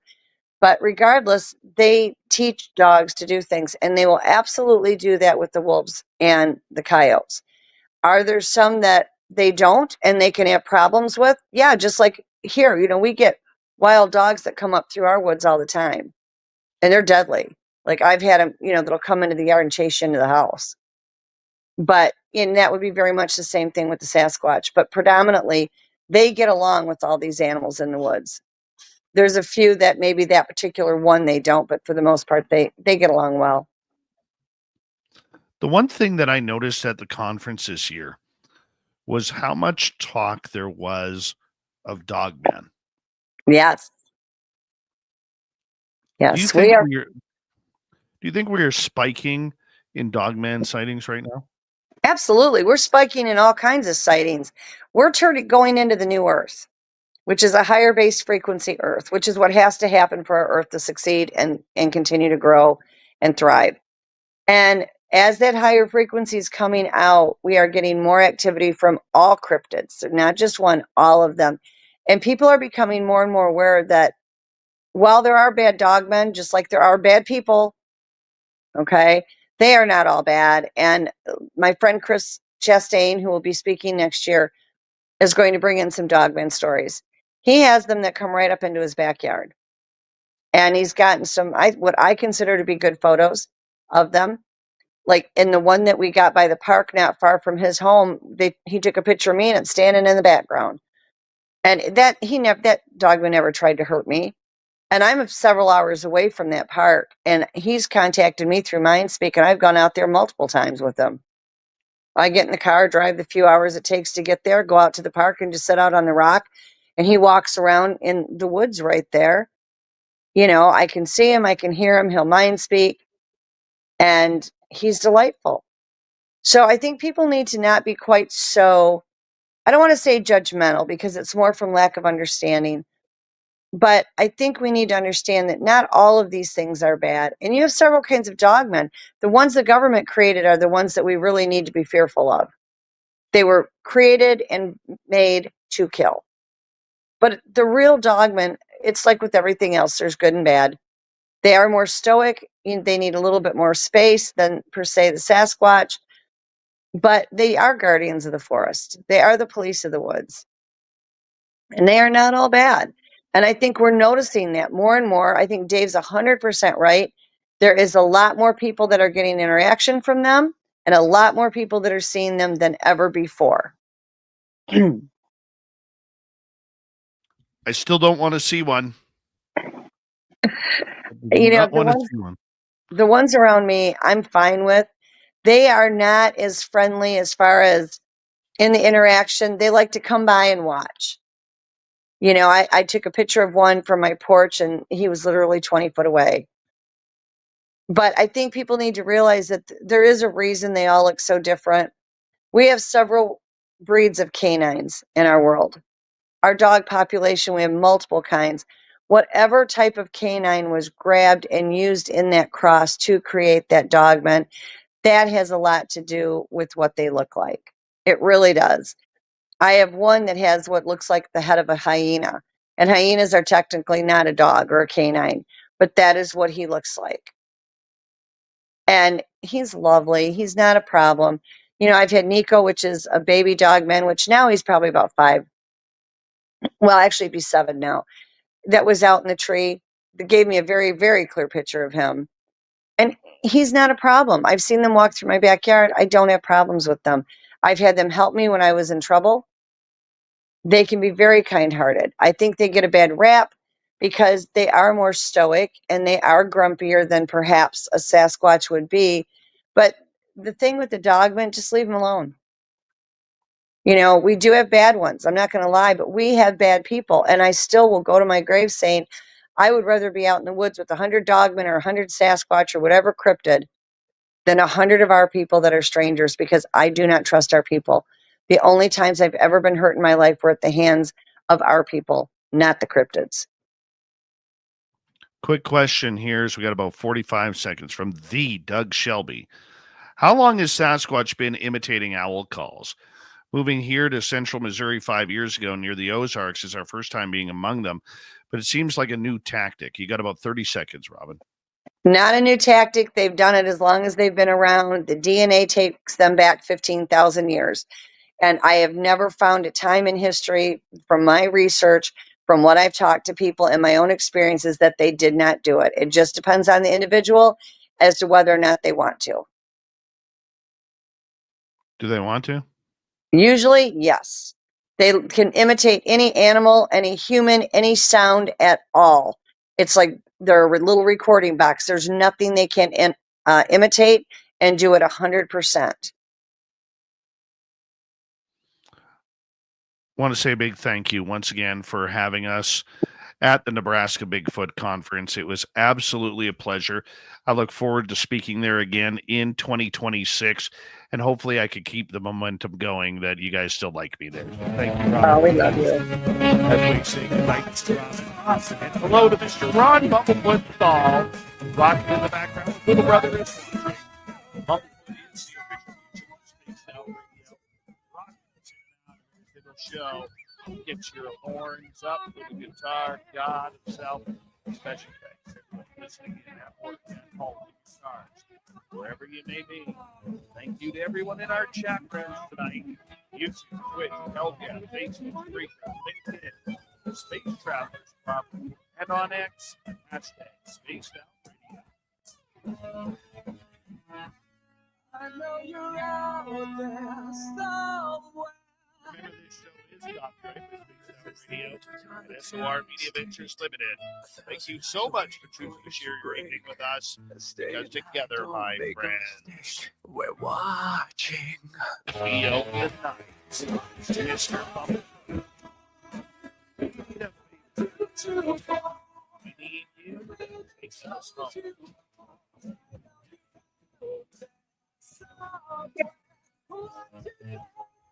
Yes, the Woo Train has docked for the night, but soon, my friends, we shall ride again. Seats are always available. Your tickets never expire. If you want to bring a friend, we've got you. Good night, everybody.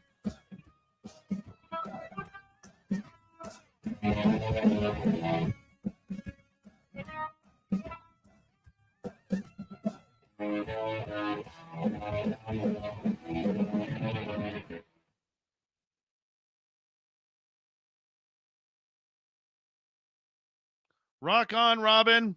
Yeah, Rock good night, my on. dear friend. Love you. So Love glad you you were too. with us. Bye-bye. Me too. Bye-bye. Have a good night. Sleep well. Robin Haynes, everybody. How awesome is she? Hey, I tried something different tonight. Okay. Did the audio seem a little bit better tonight? Or was it the same shit that you've had to listen to the last few nights? Was it any better? Let me know.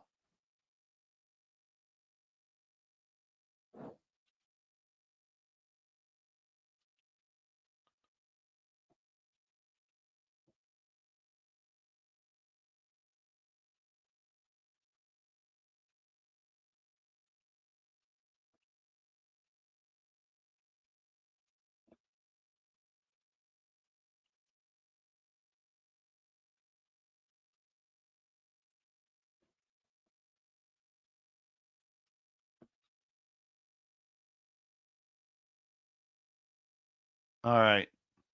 Appreciate that.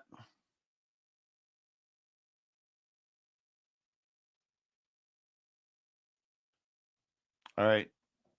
I know what I'm going to have to do then.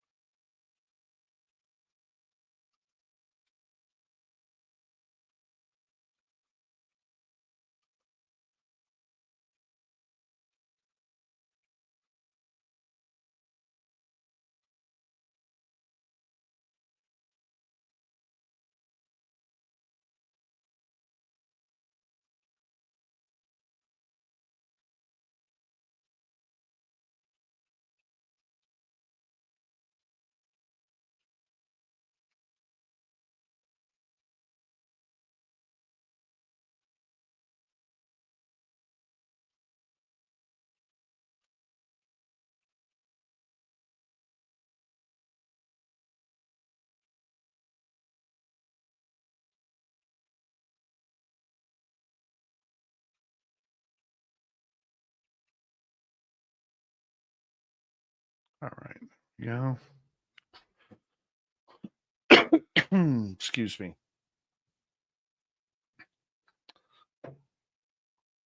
So apparently I kicked some ass in Nebraska. How does that make you feel, people?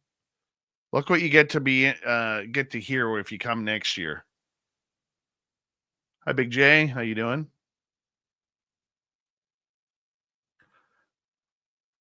Hey, sweet Robbie G, if you're still around. How about them Edmonton Oilers tonight? Yeah, baby. Yeah.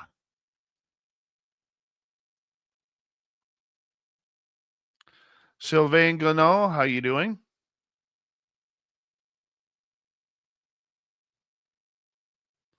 Thank you for coming into SOR chat. Good French name like that, Sylvain Glenot.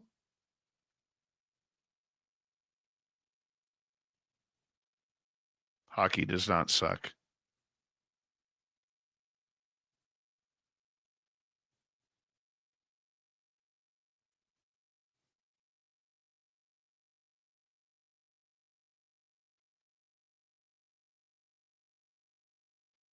Does not suck, Rob.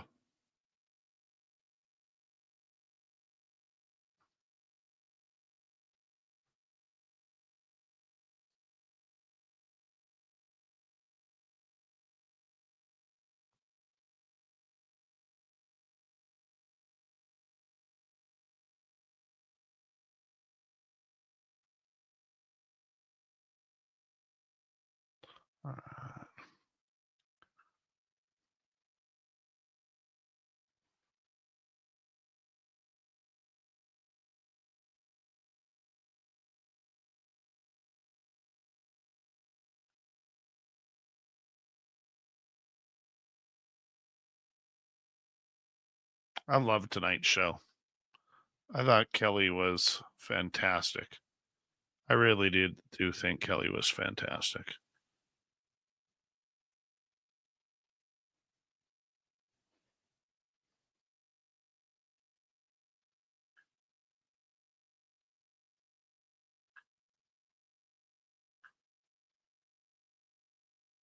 Who's tomorrow night? Who's tomorrow night? Final show before Vegas. Dr. Christopher Mack or Christopher Macklin on UFOs and ET contact. Oh, this is going to be good. This is going to be a gooder.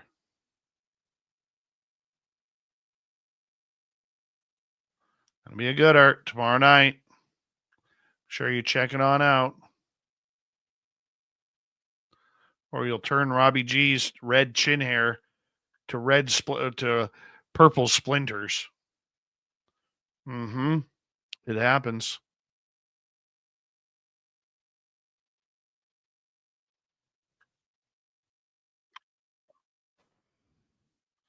All right.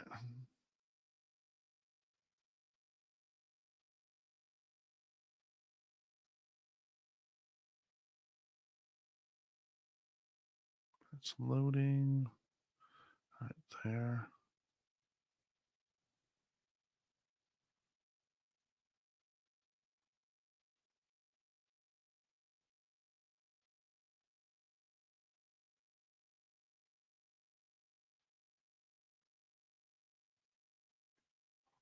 This.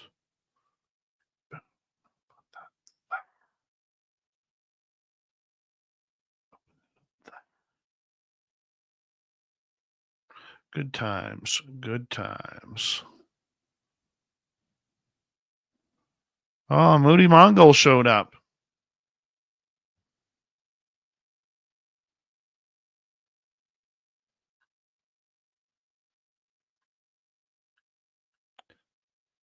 I think Rob and I do a hot sauce challenge. That's what I think we do to settle the sports wars. You notice you don't hear me griping about, the sports that he likes, I wonder if Rob would like basketball if he actually knew that it was invented by a Canadian, James Naismith. Wonder if he would. Wonder if he'd like basketball. The NBA is so good; its numbers have dropped by huge percentage points, as well as revenue and sponsorship. But hey, who am I? Who am I?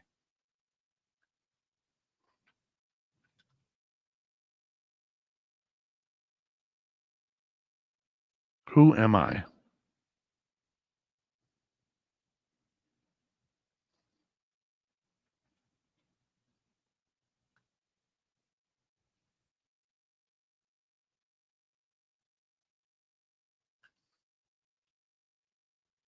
No, you'll never hear me crap on baseball. You leave baseball out of this. Baseball is a wonderful, wonderful sport.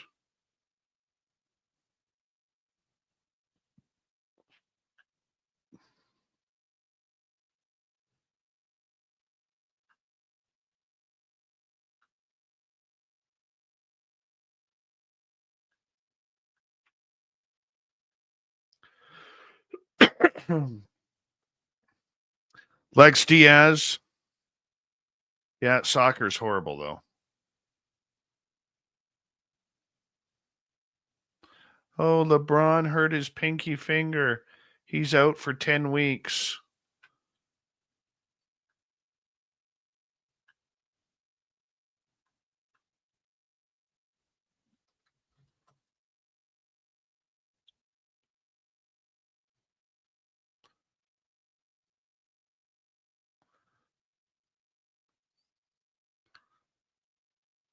I'm going to climb on top of the slot machines and drop an elbow right on your solar plexus, Randy Macho Man Savage style. I'm going to tell you that right now, sweets.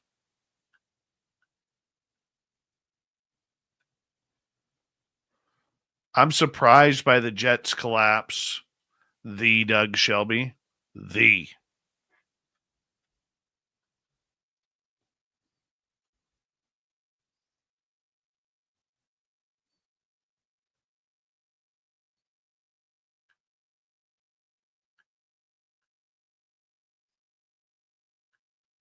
The Doug Shelby.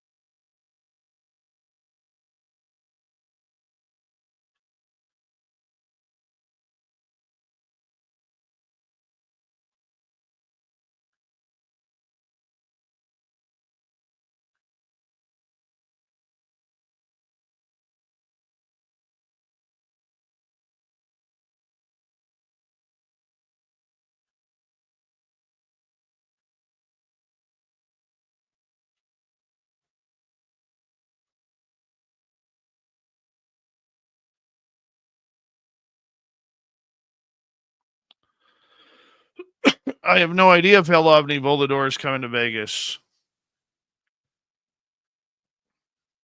I don't know who he is. Don't know him personally. It's not like I got his phone number.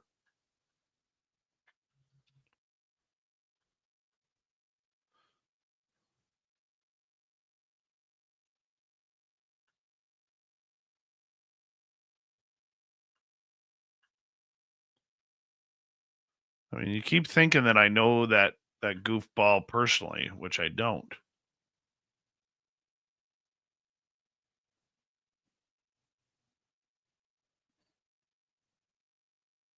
That's what I heard too, Doug Shelby. The Doug Shelby. God, I love saying the Doug Shelby. It's awesome.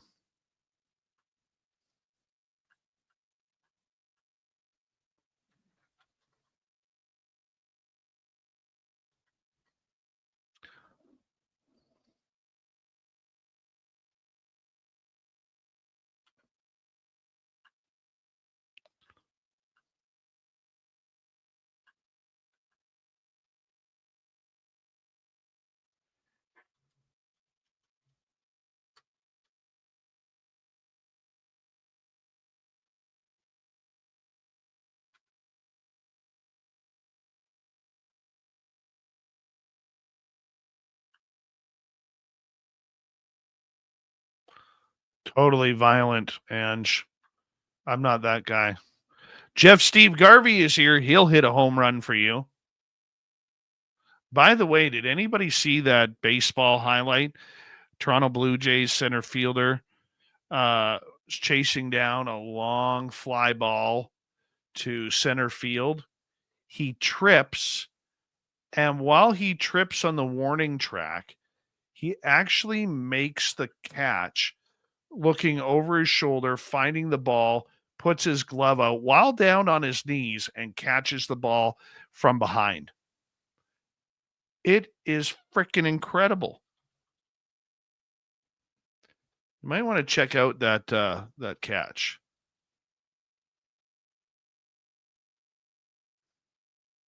That was an incredible catch.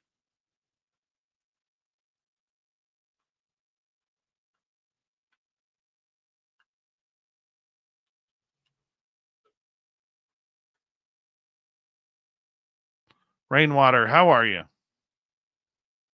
Welcome to SOR Chat.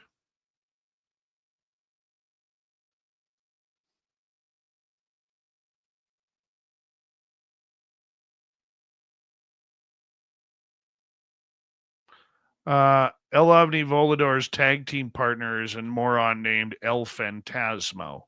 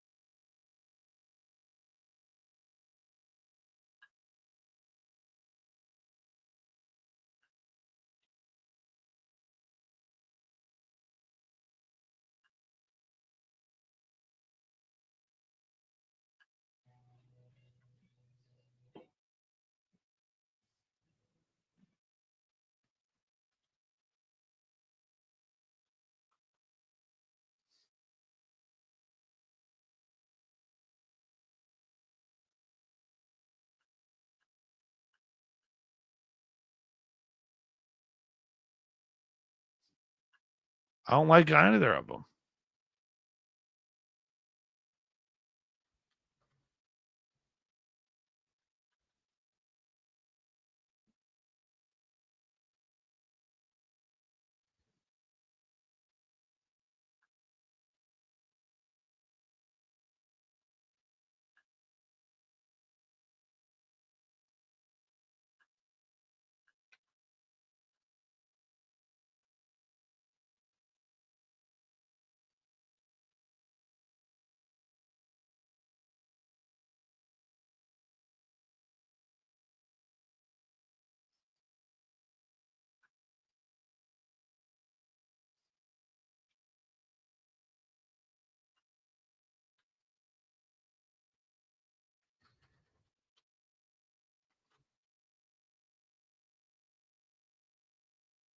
Good night, Oceange.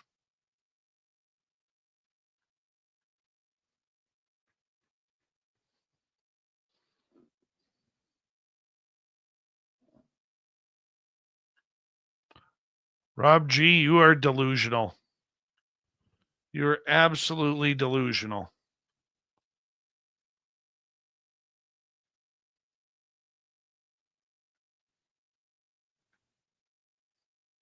There is no characters. There is no secret identities or any garbage like that.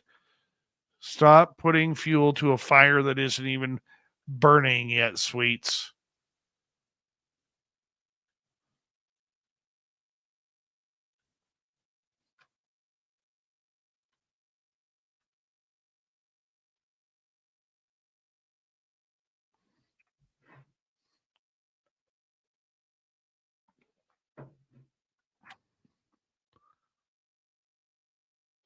All right. Once again, tomorrow night on the show, Dr.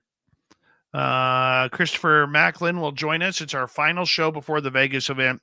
From there, we will not have a live show until Tuesday night. That would be May 1st, 2nd, 3rd, 4th, 5th is Monday, 6th. Geraldine Orozco would be our guest that night. So we will see you all tomorrow. Big thank you to Area 53 ×2, Adam, Frankie, Mel ×2, Mike, and Pam. Thank you for the love and support. Appreciate it. See you all tomorrow night, everybody. Thank you for a great night tonight. Can't wait to do it again.